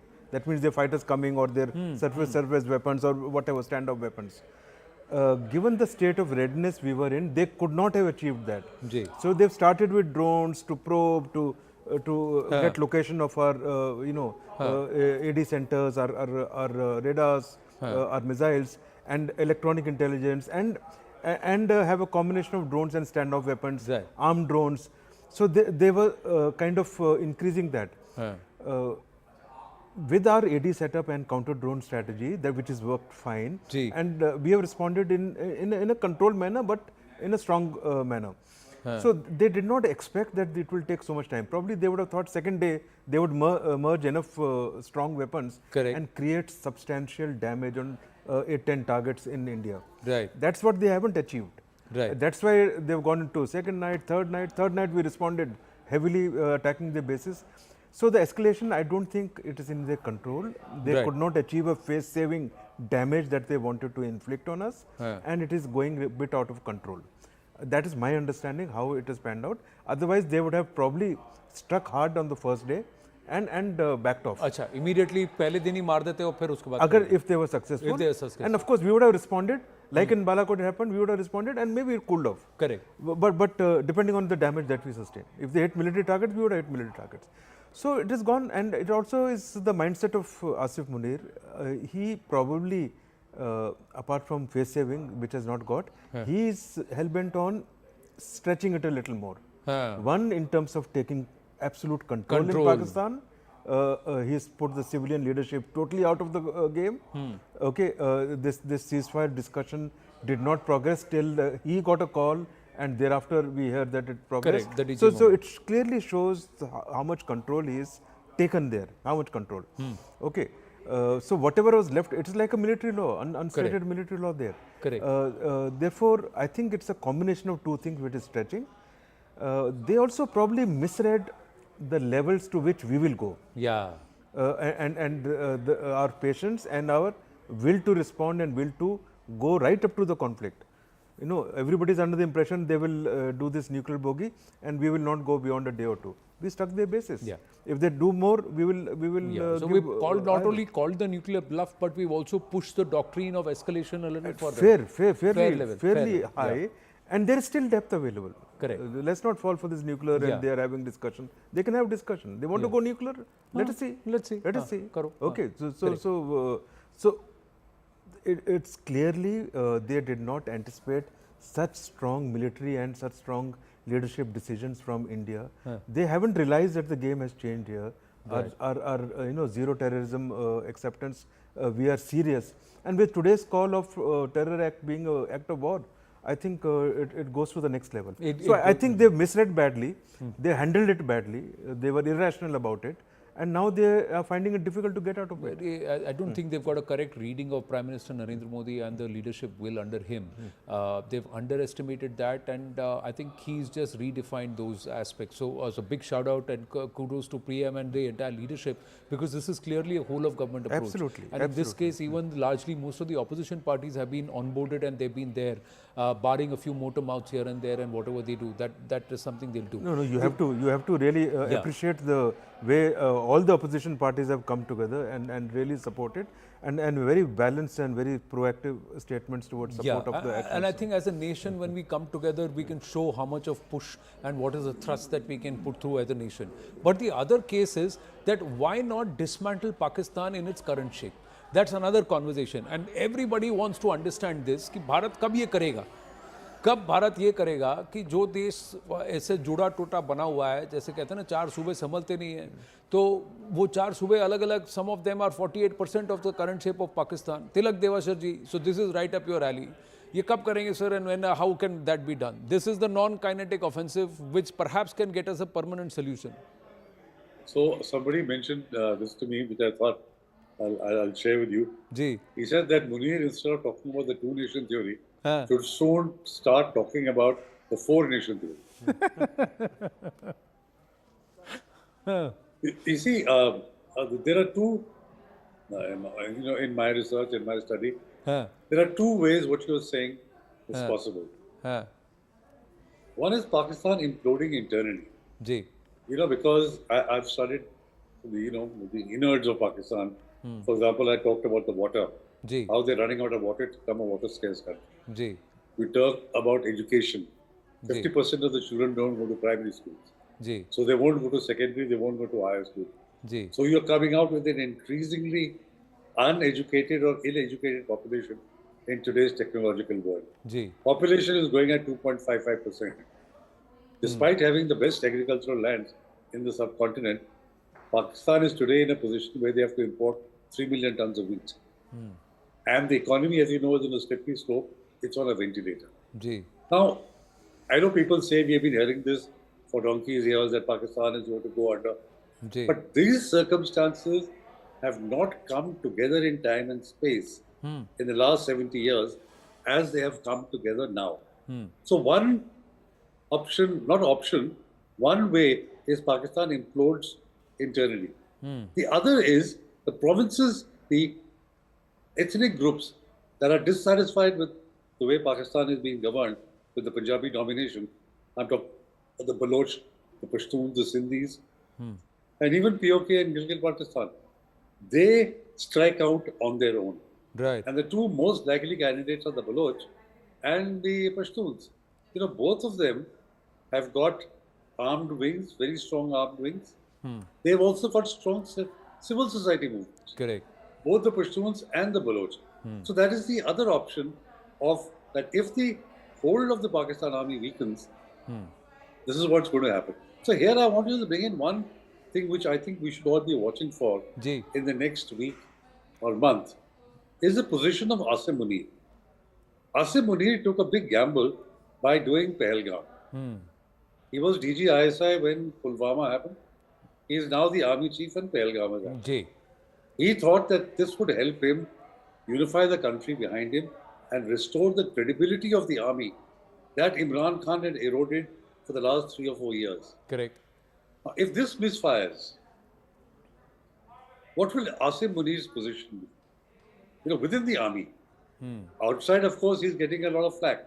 But even within the army, people are going to be questioning his judgment that what have you done? You placed us in a very precarious position. So I would be interested to really see what happens to Asim Munir in the next month, next week or next month. For example, take this case of breaking the cessation of hostilities within 2 hours. Was it a group within the army that said nothing doing? How can you agree to this?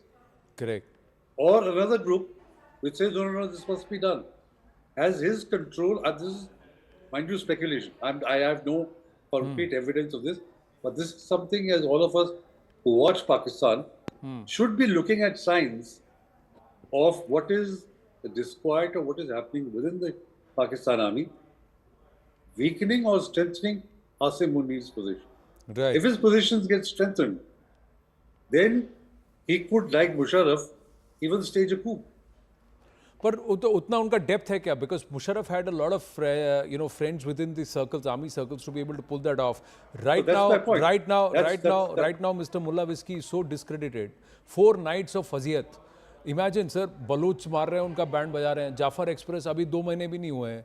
उसके बाद then you have what the Pashtuns are doing. The Taliban have gone ahead and said कि भाई कल बोलो तो कल we'll take over. So they are worried about them getting into Islamabad or even up to Pindi. So that's the other part. And here 4 nights of embarrassment for him. Yeah, so that's what I'm saying. So what his position is, does he weaken so much that he's eased out? Or does the army rally around behind him? See, because the India factor is probably the most critical factor as far as the army is concerned. Right. They owe their strength, they owe the budgetary position that they have to India. In fact, as they say, that Kashmir is Pakistan's jugular. Actually, more than the Pakistan jugular, it is the army's jugular. Army's jugular. Because the army gets all their benefits because of the Kashmir issue. So, you know, I think that's all of us be watching position of Asim Munir. I think it's going to be very interesting in the next week to a month. Wonder where he's going to have his next peg, sitting in his army chief office or elsewhere. Adiala jail mein to nahi milta. Anyway, but that's a little tongue-in-cheek there for him, but he deserves it from us. No love lost there. The Chinese have made a statement, and Major Jolly, and let's take this forward. China and Turkey, 2 nations that are in the play here. Now, the report is Deputy Prime Minister and Foreign Minister Ishaq Dar has said that he received a phone call from the Egyptians, but the Chinese have also come out and said, Wang Yi on Saturday said that his country would continue to stand by Pakistan in upholding its sovereignty, territorial integrity and national independence. The Chinese Foreign Minister made these comments during a telephonic conversation with Ishaq Dar, according to a statement by the Foreign Office. During the conversation, Dar briefed Wang Yi on the evolving regional situation. But what sources are also saying is कि चीनियों ने बहुत डांटा है पाकिस्तानियों को, बहुत डांट पड़ी है उनको कि हमारे इक्विपमेंट की भी तुम फजीयत करा रहे हो. ग्लोबल मार्केट में nobody will buy our equipment now. HQ9 and J17s के orders will get cancelled, and our ammo is also, you guys don't know how to use equipment. So I think there has been a huge amount of backlash the Pakistanis have faced for using Chinese equipment. Yes, yes, Tilakji, yeah. There's just a news flash. There's been a terrorist attack on a military unit in Nagrota near Jammu. More details are awaited. Yeah, it has been in news for some time, sir. I think there is happening, and there's been a casualty. Yeah, there is. We'll try and get an update. We'll try and get an update on what happened in Nagrota. We reported that an army sentry had fired at 4 suspected terrorists. There was no confirmation of what action has happened on ground, but there is movement in Nagrota. That's what we had put out. We'll try and get a confirmation on what's happened in Nagrota. Yes, Major Jolly, you were saying something. Just since you picked up China and even the statement that you mentioned, right? So I would say that given the kind of pressure we face when people ask questions, will China attack if Pakistan also attacks? And they kind of think of as some twins. It is pretty lukewarm actually. It does not come across as something where China is patting their back and saying, "Don't worry, go ahead. I am behind you. Do whatever you want." So it's not on those lines. It's pretty basic diplomacy that any country would say. It is at that level, and I think the reason for that is traditionally, and I feel this way, we have always thought that if Pakistan attacks us, will China also attack us? It did not happen any time. China, when they fought war with us, it was Sino-India, it was Indo-China war. It has never happened that Pakistan was attacking and we had to fight two-front war. So I think China does not do that. That is one. And these kind of statements, which are pretty subtle in their manner, are kind of a signal of that. And since that, I just want to take a minute to tell you something which I've been wanting to say since Mr. Tilak mentioned about the water treaty, right? So I am of a firm opinion that the entire war that's going on, if we label it war right now, is about water. The entire drone, missile, air raid, everything is trying to push India into position that we get to a state, that we reach a position that either it is this way or that way, so that water gets released. Because you can have tanks moving, you can have jets flying for as long as you want, but if there is no water, there is no life. And a country where major export is rice, which takes so much water, and their one crop is about to be finished. If this goes on for 2 to 3 months, India does not have to do anything. And hence, I feel that is the urgency of Pakistan. They want to do this as soon as possible. The more it drags on, forget the economic implication, because I personally feel with China, Qatar, Turkey and all, they'll keep getting resources and money and all. But nobody can give them water. One more crop goes and there'll be farmers on the road, there'll be protests, they'll stand up against the government, but because of your terrorism we are facing, we don't have money, we don't have food, their exports will die. And I think that siege warfare is what Mr. Modi is playing. The day he announced IWTs in abeyance, that was the announcement of war. That is where it started. Rest everything is Pakistan's aggression, trying to instigate us into getting into a full-fledged war, so that they get some kind of, it reaches a stage where there is so much violence that the West or somebody gets us on table and gets us towards ceasefire and water is resolved. So that's my opinion. We're just going to try and check. Now, big news coming through from Manoj Kumar Gupta. We'll go to that, but we also would like our team to check on what's happening in Nagrota. There seems to have been an incident in Nagrota, so we'll have to wait and see. And I think we are also standing by for the Foreign Secretary to be speaking now. So top government sources are saying that the India-Pak DGMOs have had a chat again. They have spoken again. Top government sources are saying the revised time to cease all firing was agreed at 10:30 p.m. Top army sources are saying this is what. So the revised time was just about 15 minutes ago. The top both DGMOs have spoken. Akash joining us with more. Manoj Kumar Gupta getting us these details. He was the first to tell us that the DGMOs are going to be speaking, and now yet again we are putting it first here on CNN News 18. Yes, Akash. We have been learning about ceasefire violations since late evening, and now Manoj Gupta is telling us that the revised timing to cease all firing was 10:30, And possibly this is the reason why, in fact, army sources are telling us that now no violation is happening across the LOC. Also, we have been told that DGMOs spoke once again, and in fact, possibly this was the reason. In fact, this was the agenda of the conversation where they have discussed the updated timing. We still don't know as to what was the line of discussion, Anand, but Manoj Gupta is telling us that DGMOs, Director General of Military Operations from both India and Pakistan, have spoken and had a conversation about the sort of happenings and the updated timing for the ceasefire violation to cease the fire. In fact, firing that is happening, was 10:30. Akash, any update on what's happening in Nagrota? No terrorist attack. Indian Army, in fact, has categorically said that no terrorist attack has happened and no beheading. There are rumors about beheading, so there is no beheading. And in fact, Indian Army is going to come out with an official statement in some time from now. No terrorist attack. Yes, some activity has happened where possibly some sentry, has opened fire on some suspicious movement. But, I'll wait for the official confirmation on that, in fact, Anand. Right. In some time from now, Army is going to, in fact, release a statement on it. Right. So there is a video message also expected from the Foreign Secretary Vikram Misri. Siddhant is just getting us that update, so it's on the bottom of the screen. Also, so in Nagrota there was an incident at the sentry gate. There is nothing more than that. So viewers, if there is anything that's doing the rounds, please be rest assured that it's not true. As of now, the army has very clearly told our reporters and our team that there has been no incident untoward in Nagrota. There was some suspicion, there was some firing that happened, but there is no engagement, there are no deaths, there is no beheading. That's all disinformation, so please don't trust those details.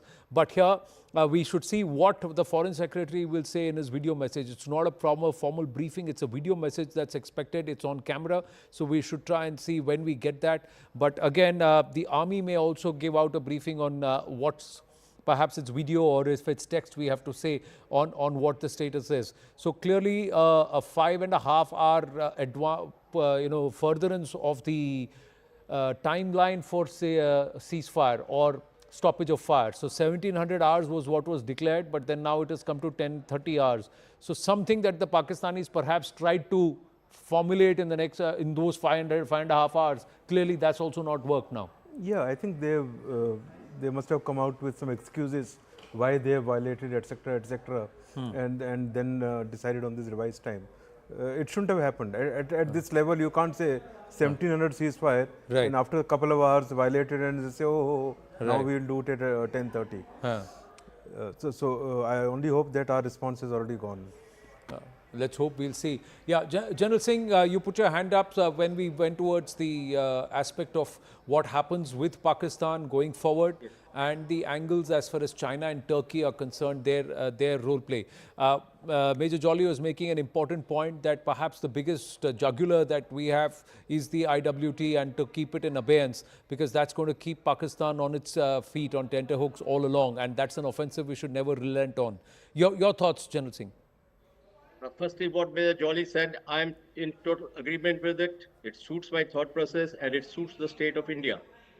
Second, we discussed the issue that China has never joined hands with Pakistan, be it 65, 71 or 99 Kargil war. Yes, that's very true. But I think it is to the credit of Indian armed forces, and there's an air chief sitting, that our mental mobility and agility has led us to the doctrine or the thought process of strategic deterrence to take care of 2.5 hour front war. General Saab, sorry, I'm interrupting you. 2 updates. The FS video message may come out anytime, so we'll go straight across to that whenever that happens. China has issued a full statement on conversation with Bharat. Please allow me to read this. Wang Yi, member of the Politburo of the CPC Central Committee and Director of Office of Central Commission of Foreign Affairs, held a phone conversation. Held a phone conversation with National Security Advisor Ajit Doval. So he's not met the Chinese Foreign Minister, he's spoken with the Chinese Foreign Minister. It's a phone conversation. Ajit Doval stated that the Pahalgam terrorist attack had caused significant casualties among Indian personnel and that India needed to take counter-terrorism actions. He emphasized that war is not India's choice and does not serve the interests of any party. Both India and Pakistan are committed to maintaining the ceasefire and hope for the early restoration of regional peace and stability. Wang Yi expressed China's condemnation of the Pahalgam terrorist attack and its opposition to all forms of terrorism. He noted that given the current complex and volatile international situation, peace and stability in Asia are hard-won and should be cherished. India and Pakistan are neighboring countries and that cannot be relocated, and both are also neighbors of China. China appreciates Doval's statement that war is not India's choice and sincerely hopes that both sides will remain calm and exercise restraint, resolve differences through dialogue and consultation, and avoid further escalation. China supports and looks forward to India and Pakistan achieving a comprehensive and lasting ceasefire through negotiations, which is in the fundamental interests of both countries and the shared aspirations of the international community. That's the full statement that's come through. That's the full statement that has come through. We are now getting a special briefing. It should start any moment now. In about 2 to 3 minutes, we should have the special briefing by the Foreign Secretary Vikram Misri. So Wang Yi speaking to NSA Ajit Doval. The condemnation of the Pahalgam terrorist attack is important. Very important. And how would you read the Chinese position in this one, Chief? No, I think it's a very mature statement and also a sign of kind of support to us. Firstly, what they've said about Pahalgam, this thing. Secondly, they have never come in out and out support of Pakistan this time. Normally, they give a very, very positive statement towards Pakistan, which hasn't happened. So, therefore, our interactions with China and China's reading of the situation and not supporting Pakistan outrightly is important. Yeah. Chief, just 1 second. The PIB fact check has come out. So, to everybody who was concerned and also viewers who are watching it, social media posts are claiming that terrorists came in army dress in Nagrota and 2 beheadings have taken place. PIB fact check says it's a flake. This claim is fake. Nothing like this has happened. Nothing like this has happened is what the PIB has come out very clearly. There are social media handles that are posing as Fauji's, ex-servicemen, and who are claiming these. That's not true. It's fake. That's the news that's come through from the PIB fact check. That's what. Yes, Chief. Yeah. So China hasn't supported outrightly. It's another matter that a lot of equipment that Pakistan has or is using, or a lot of supply of ammo, etc., in such time would be coming from China. It has come from Turkey. So, notwithstanding that, I think official stand that China has displayed should worry Pakistan in the current thing. It should be an eye-opener for Pakistan. Do you see a Chinese recalibration also happening here? I don't see, because strategically Pakistan is too important. They have too many interests in Pakistan, and also strategically they need Pakistan against us. So, that is the larger picture if you look at the long term, and Chinese are very long term thinking. So I don't see a direction change there, but they probably would need to step in to change Pakistani behavior to get it towards more responsible as a state, as a country, going forward, because they cannot keep dealing with such kind of rogue situations. But how do you see? So ANI had also put out something on Nagrota and they have retracted that. So overall, PIB has fact checked it. Nothing happened. CNN News 18 here, we also said nothing untoward happened. There was some suspicion. The sentry fired a few shots and then they went away. But there were some 4 suspicious people outside the 16-core gate in Nagrota. But that's where it is. Tilak Devasharji, Turkey.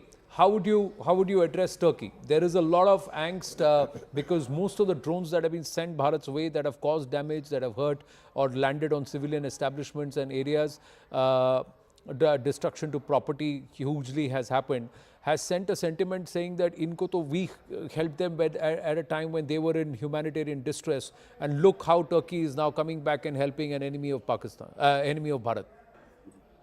And you recall that I think about a week or 10 days ago, there was a Turkish ship that came to Karachi, and I think was offloading. Obviously. Okay, Foreign Secretary's briefing has started. DGMOs के बीच जो पिछले कुछ दिन से चल रही सैन्य कार्रवाई को रोकने का समझौता आज शाम को हुआ था। पिछले कुछ घंटों से इस समझौते का पाकिस्तान की ओर से घोर उल्लंघन हो रहा है। भारतीय सेना जवाबी कार्रवाई कर रही है और इस सीमा अतिक्रमण से निपट रही है। ये अतिक्रमण अत्यंत ही निंदनीय है और पाकिस्तान इनके लिए जिम्मेदार है। हमारा मानना है कि पाकिस्तान इस स्थिति को ठीक से समझे और इस अतिक्रमण को रोकने के लिए तुरंत उचित कार्रवाई करे। सेना ने इस स्थिति पर कड़ी नज़र रखी हुई है और उसे किसी भी अतिक्रमण से निपटने के लिए ठोस और सख्त कदम उठाने के लिए आदेश दे दिए गए हैं। Good evening. For the last few hours, there have been repeated violations of the understanding arrived at earlier this evening between the Directors General of Military Operations of India and Pakistan. This is a breach of the understanding arrived at earlier today. The armed forces are giving an adequate and appropriate response to these violations, and we take very, very serious notice of these violations. We call upon Pakistan to take appropriate steps to address these violations and deal with the situation with seriousness and responsibility. The armed forces are maintaining a strong vigil on the situation. They have been given instructions to deal strongly with any instances of a repetition of the violations of the borders along the international border as well as the line of control. Thank you.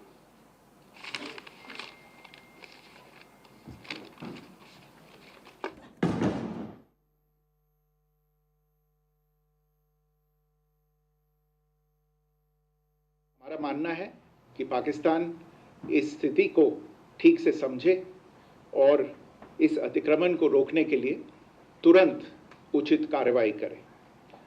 सेना ने इस स्थिति पर कड़ी नज़र रखी हुई है और उसे किसी भी अतिक्रमण से निपटने के लिए ठोस और सख्त कदम उठाने के लिए आदेश दे दिए गए हैं।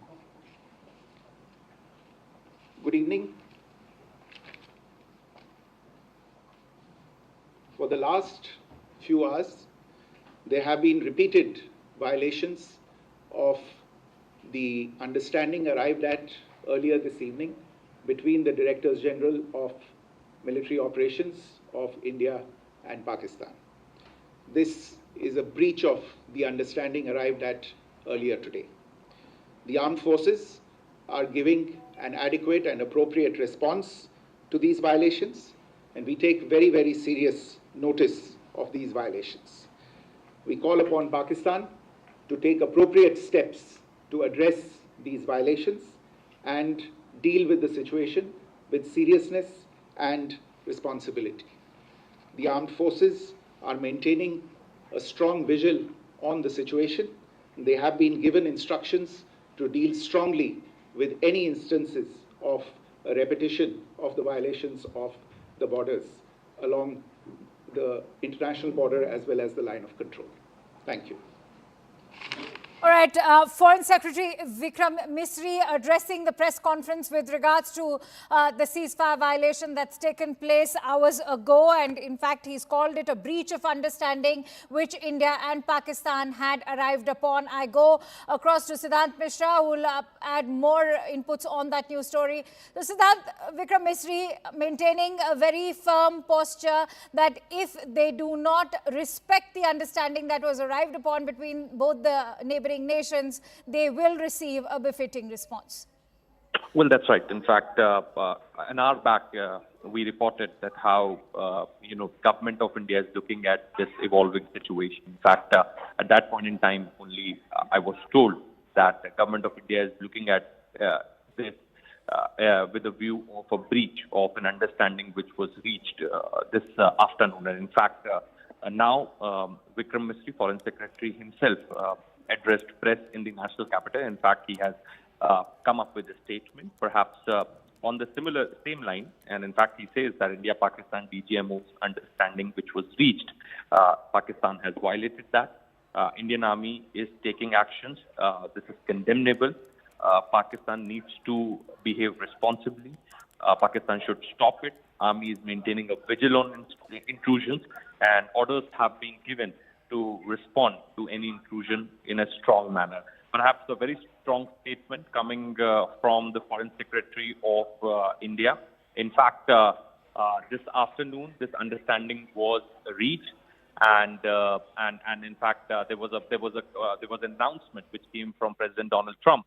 And in fact, Marco Rubio also announced it after President Trump, and then there was a press briefing in National Capital, New Delhi. And in fact, it was announced that DGMO Pakistan reached out to DGMO India, and in fact, then this understanding was reached between the two sides. And there was the date also which was announced where both DGMOs will meet. That was 12th of May. But right after that, there was this air intrusion reports, drones dropping in various parts of southern and western sectors.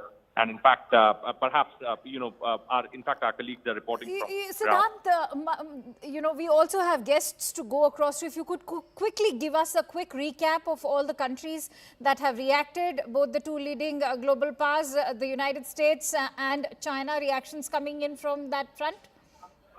Well, Akanksha, in fact, we have this confirmation that just a short while back, NSC Doval has spoken to his Chinese counterpart. In fact, this is the second time NSC Doval has managed to establish contact with the Chinese counterpart. In fact, this was done right after the operations, and in fact, both sides discussed that how the agreement has been, I beg your pardon, understanding has been reached between the two sides. This was discussed. But having said that, Pakistan has again violated the understanding which was made between the two sides, and Pakistan has again escalated tensions. Many thanks to you, Siddhant, for bringing us those inputs. In fact, let me quickly bring in my guests. I'm joined in by Atul Holkar, who is in fact a geopolitical expert, Sushant Sareen, Senior Fellow at the ORF, Tilak Devashar, author and former member at the National Security Advisory Board. Many thanks to you, gentlemen, for joining in. And as Mr. Devashar continues to stay with us, Mr. Devashar, I'd like to begin with what is your assessment of the message that India has just now sent out, of course a brief one, but extremely firm and pointed. Yes, I think one thing I clarified in the previous program, there was a feeling that the ceasefire or the stoppage of hostilities had been extended to 10:30 and not to 5 o'clock. And therefore what Pakistan was doing was within the time frame. But the Foreign Secretary has clarified very clearly that they have broken, the timing has not changed, and it is Pakistan that has violated the agreement that was reached. Now, this is a pretty serious thing that they have done, that within the 2 hours of reaching an agreement, which they had asked for, it is the Pakistan DGMO who had asked for, and Pakistan broke that. So it is not that the time had been extended. And I think this is important because it will go to show Mr. Trump and Mr. Rubio also in a bad light, because they are the ones who had put out that tweet and put out the statement as if they were the ones that had sort of mediated this thing. And I'm sure they're going to be feeling pretty upset with Pakistan for having broken the agreement. And I think the message that the Foreign Secretary conveyed was giving a free hand to the forces to retaliate strongly.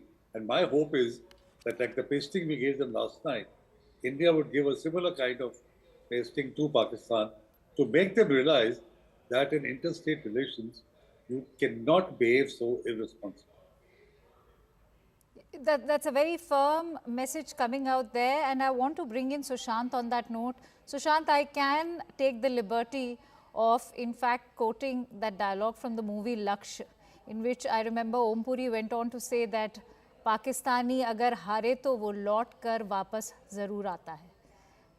So are you surprised by this ceasefire violation today?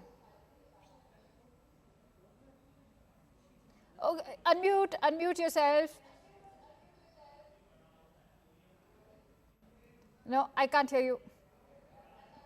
You can't hear me? Now we can. Go ahead, please. Okay. So, Akanksha, what happens is very often when in these kind of, when the ceasefire agreements are made, At the local level, sometimes violations can take place, but in this particular instance, violations have taken place all across the length and breadth of the border, from Rajasthan all the way to Kashmir. So clearly, this is not an accidental kind of ceasefire violation or any such thing. And this is done by design. Now, uh, we can speculate about whether the design behind this entire violation is frustration, whether it's some kind of a rethink, whether it is trying to be too clever by half, that it was not 5 o'clock, it was 10 o'clock, that kind of stuff. Again, nothing you can put past the Pakistanis. So apart from that fact कि वापस मुड़ के आता है, it's also that he's also a very treacherous character, and also always tries to act too clever by half. So there is that factor as well. But also remember, when they violated the ceasefire, what has been our response? Or we have not said anything, but I'm looking at certain Pakistani sources where they are claiming that in response, India has sent in drones because they have been violating the ceasefire. So in response, India's drones have gone all the way up to Peshawar. Now, these guys are doing shallow intrusions on along border areas. Jaisalmer is what, 50, 60 kilometers from the border, places like that. Peshawar is what, over 200, 300 kilometers from the borders. So if our drones can reach Peshawar, I think it tells you a lot about the lack of air defense systems in Pakistan, which have been virtually decimated, and which is also the reason why we've damaged more than 10, probably 12 air bases in Pakistan. So if the Pakistanis want to play this game, they know that there'll be punishment meted out to them, and there is some straws in the wind to suggest that within the Pakistan army, the discontent is already starting to grow. Now, I can't be entirely sure, but there is a possibility of some breakdown of discipline, right, among the forces, which has led to this kind of violation of ceasefire, where the authority of the Pakistan army top brass might be under strain, might be under some strain. So It's I think, again Sushant, you're making a very critical point. I have to quickly bring in Lieutenant Colonel Atul Holkar also on that point that you've just made about that kind of dissatisfaction brewing within the Pakistani army. Sir, how do you assess the current ceasefire violation if we were to also correlate this with the shaky grounds that General Asim Munir himself is standing on? Many are talking about how this is also an indication that it is eventually a call that is going to be taken by the Pakistan army. But if this was a ceasefire that was agreed upon with a call that came from the DGMA and was a conversation between both the DGMAs, then what does it speak of the situation that the army is currently in on enemy territory? Jai Hind to everyone. Just understand Pakistan at this state. Currently you have a general which the army doesn't want. You have a prime minister which the country never elected. And then you have people which the country doesn't bother about. And it's a divided army. I don't know how long Mullah Munir is going to be there in the chair, but it's a divided army. It's a divided politics. If you see the largest party's leader in the jail and the prime minister who is unsure of himself. And then if you look into the 4 provinces, they are fighting amongst each other, and you do not know at what stage Baluchistan and Khyber Pakhtunkhwa would be in, out of Pakistan. So if you look from that perspective, it was very surprising that a very short call between Rubio and, our foreign minister and their prime minister and General Munir could bring about this particular ceasefire. And if you understand, in the afternoon, the DGMO spoke to each other. I'm quite confident that DGMO out there would be listening to his own chief of staff, which is General Asif Munir.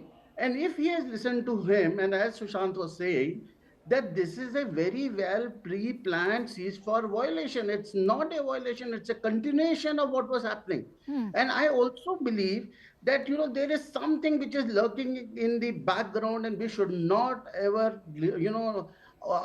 we cannot afford to overlook China factor. Yes. There is something Yes. with the Chinese are Yes. doing, are very unhappy about this ceasefire. They wanted to bleed India more, irrespective of a lot of people saying, no, no, the Chinese. I do not find a day since the time Chinese have come onto our front after engulfing Tibet that we could ever believe. Did we failed to believe them in 62, in 2020, and why are we trusting them now? This is Chinese game. I may take it a step further, and I may be probably raising a red flag which people may think is far-fetched. Chinese president was in Moscow few days back. Everything is happening, everyone is speaking to us. Where is my friend Moscow? They have not spoken much about it. Is there some kind of a understanding, if not understanding or knowledge or something? We also must keep an eye onto our eastern front. I mean, this is not an isolated incident. It's a well-planned move. What government currently is doing is perfectly fine. We will go the escalatory level as the escalation happens. We are 1.4 billion people. We need to look after our infrastructure, our growth, our economy, and everything. We are not going to, be decided by one mad general sitting somewhere. All those people who are egging the government to go whole hog will also be the same people who will ask for jobs and inflation and everything if we go for a full-fledged war. No, Lieutenant Colonel Holkar, I think you've made a very valid point. I'm sure even our armed forces had not just, put their hands up in the air. I'm sure that they were also expecting a possibility of a ceasefire violation, because let me tell you, even media personnel like us were prepared to stay up all night. So, Mr.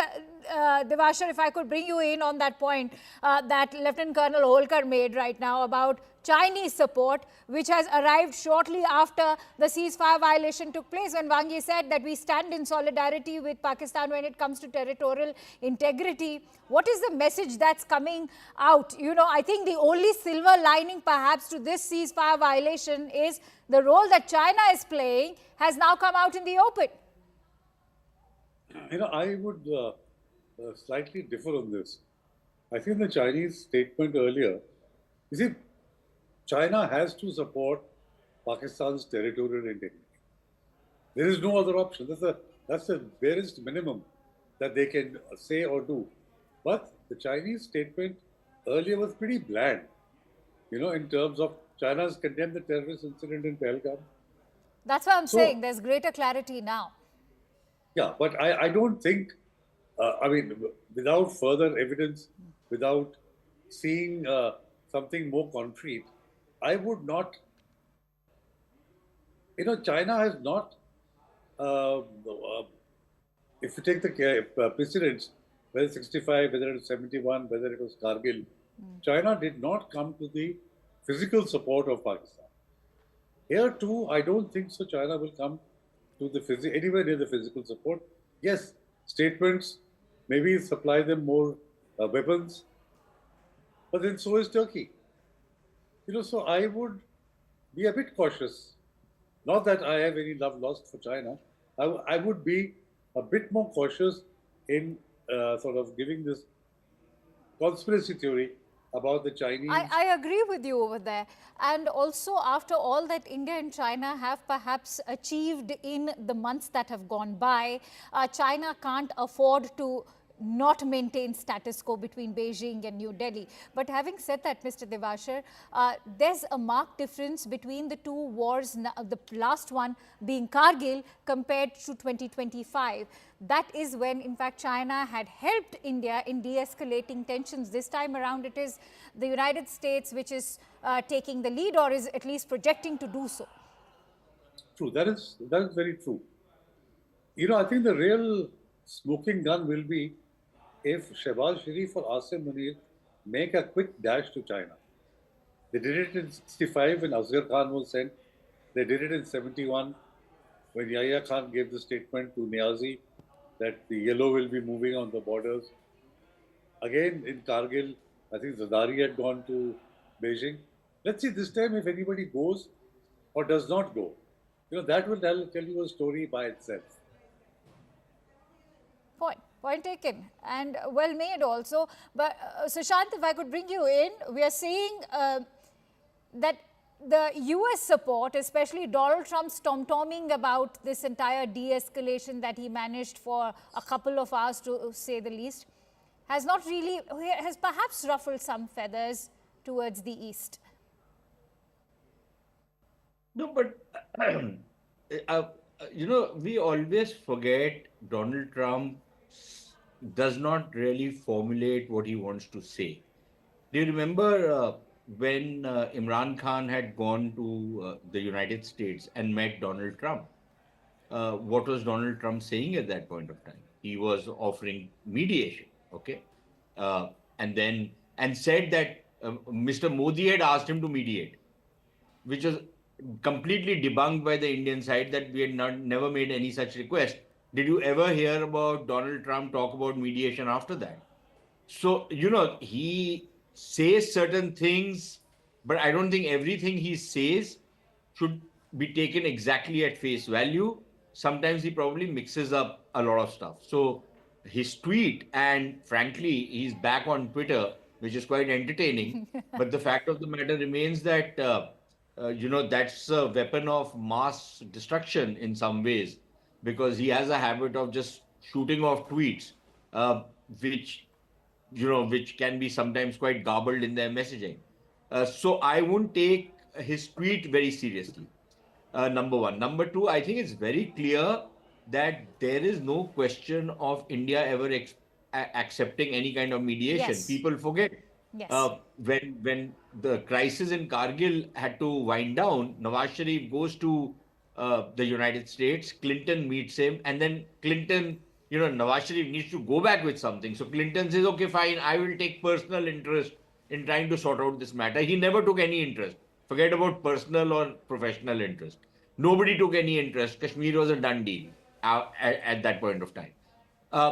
Now, similarly, some kind of a fig leaf has been offered to the Pakistanis that, okay, fine, there will be some talks in some third country. Look, in any case, even if you have to have some kind of back channel contacts with the Pakistanis at whatever level, I don't think India is going to go to Pakistan or Pakistani is going to come to India.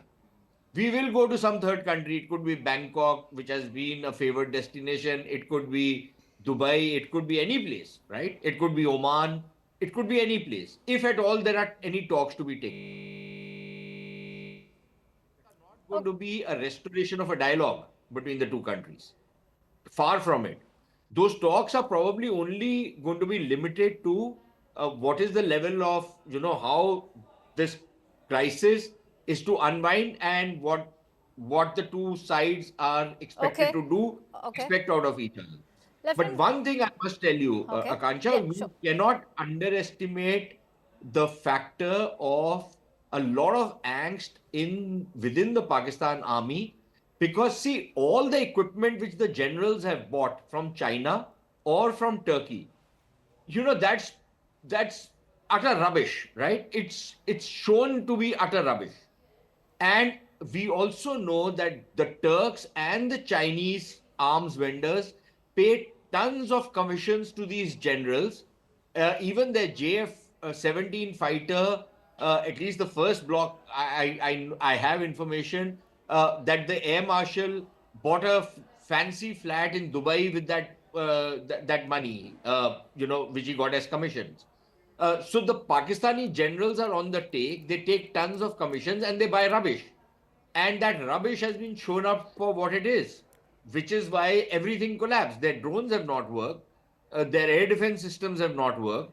And I think there's a lot of angst within the Pakistan army, and we might start seeing some manifestations of that in the days, weeks, and months ahead. No, that's absolutely a very valid point. And Lieutenant Colonel Holkar, I think taking that point forward that Sushant was making and made very effectively, that it is the corruption shadow which is looming large over the Pakistani army. They've in fact been able to exploit the country's weak civilian administration to fortify their own interests. And that sort of is also evident on the battlefield, as Sushant was saying. It also is amply evident from their procurements from China and even Turkey. But will that do enough to bleed the Pakistan army into a state of fatigue and bring them to a halt at some point? Yeah, 2 points. Before I come to that particular, specific question, I would like to also draw your attention to, Asif Munir, because he's also called Mullah Munir. He is one of the architects of Pulwama and Pahalgam. Yes. His main constituency is all the people we have killed a few days back.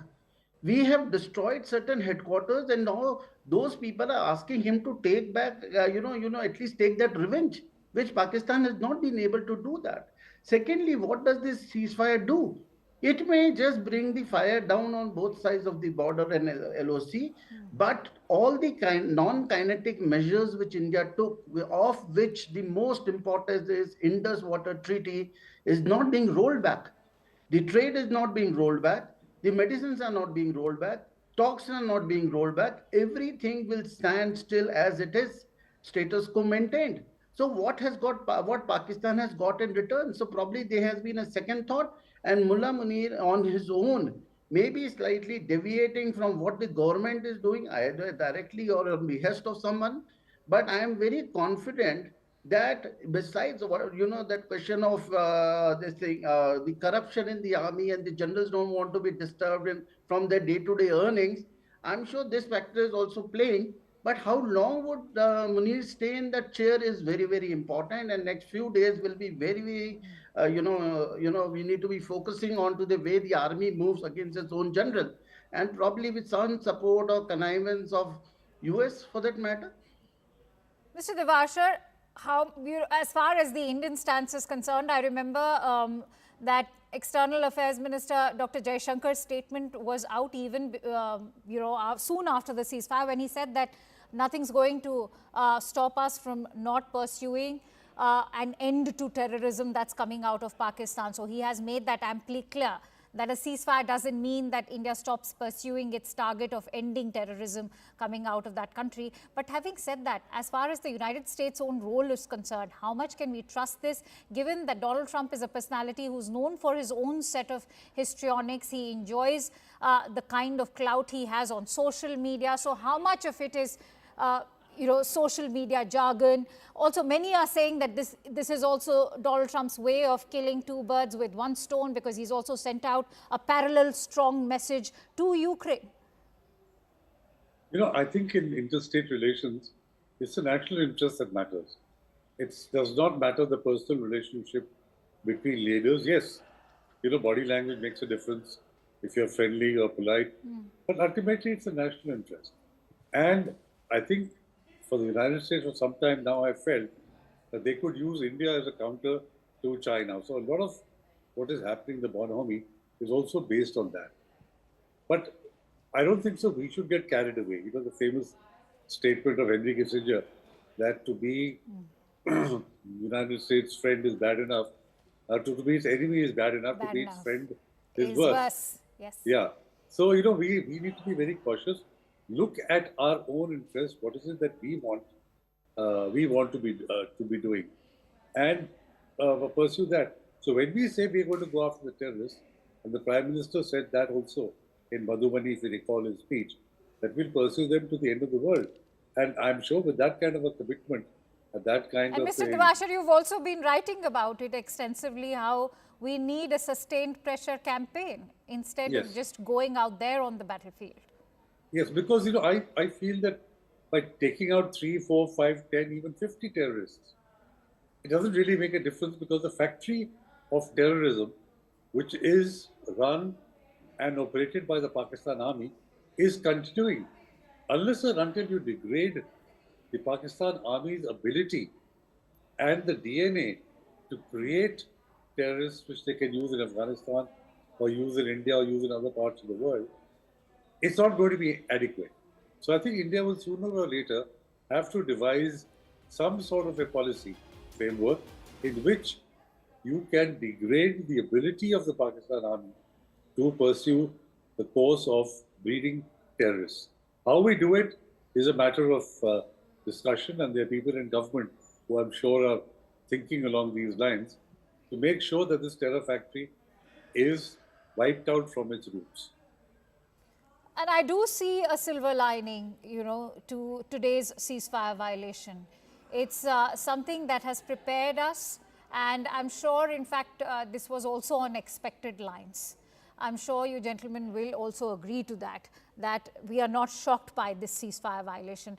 Lieutenant Colonel Holkar, hold on to that thought, because I have to slip into a quick break. We will come back and continue. We're slipping into a quick break. Stay tuned to CNN News 18. As I said, that Pakistan has resorted to a ceasefire violation, which is very much on expected lines, but we will continue with that discussion in just a bit.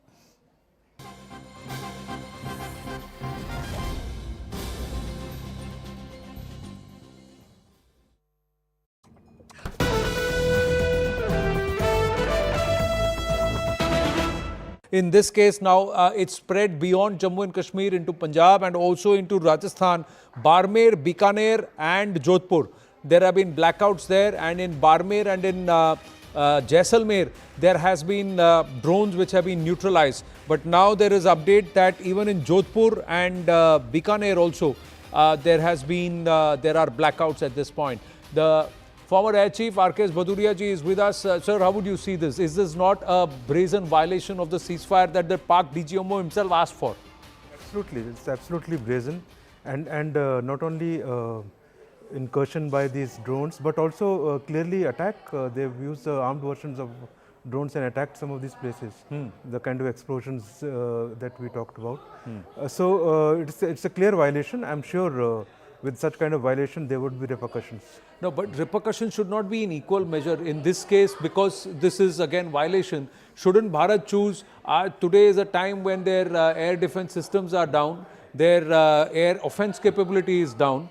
This is the time to go ahead and hit. If they are sending drones, shouldn't Bharat respond in perhaps a little more amplified measure? It would always be amplified. It would always be amplified. Thank you. That's reassuring. I'm not going to push you there beyond that. But how does this happen when the Pak DGMO says that they want to talk on the 12th? There is this push that is happening, or what we are witnessing. What is Bharat now going to say? Because Shehbaz Sharif, I don't know if you've seen it, he's thanked the US. Donald Trump has claimed credit. Bharat has said that we will talk only to Pakistan. There is no third person here. So how does this work? Clearly their game on, and their game is gambit is purely to try and internationalize J&K. I'm sure you understand that. Yeah, and it is for the US leadership to see how brazenly they have violated and gone back to whatever, assurances they gave the US side in terms of ceasefire, and obviously there would have been a lot of talk, especially when US Secretary of State had to speak to Asif Munir himself before they were brought onto the right track. So they need to see how they have gone back. It is for them to realize, we know what Pakistan does, what he is capable of, how much he respects the treaties or the ceasefires or agreements that are reached. So we would have been careful, we would have been watchful, and surely these drone incursions would be tackled, so there's nothing to worry. But in the larger context, I think the US leadership, the world leaders need to see the Pakistani game plan and the involvement of Pakistani military establishment, ISI,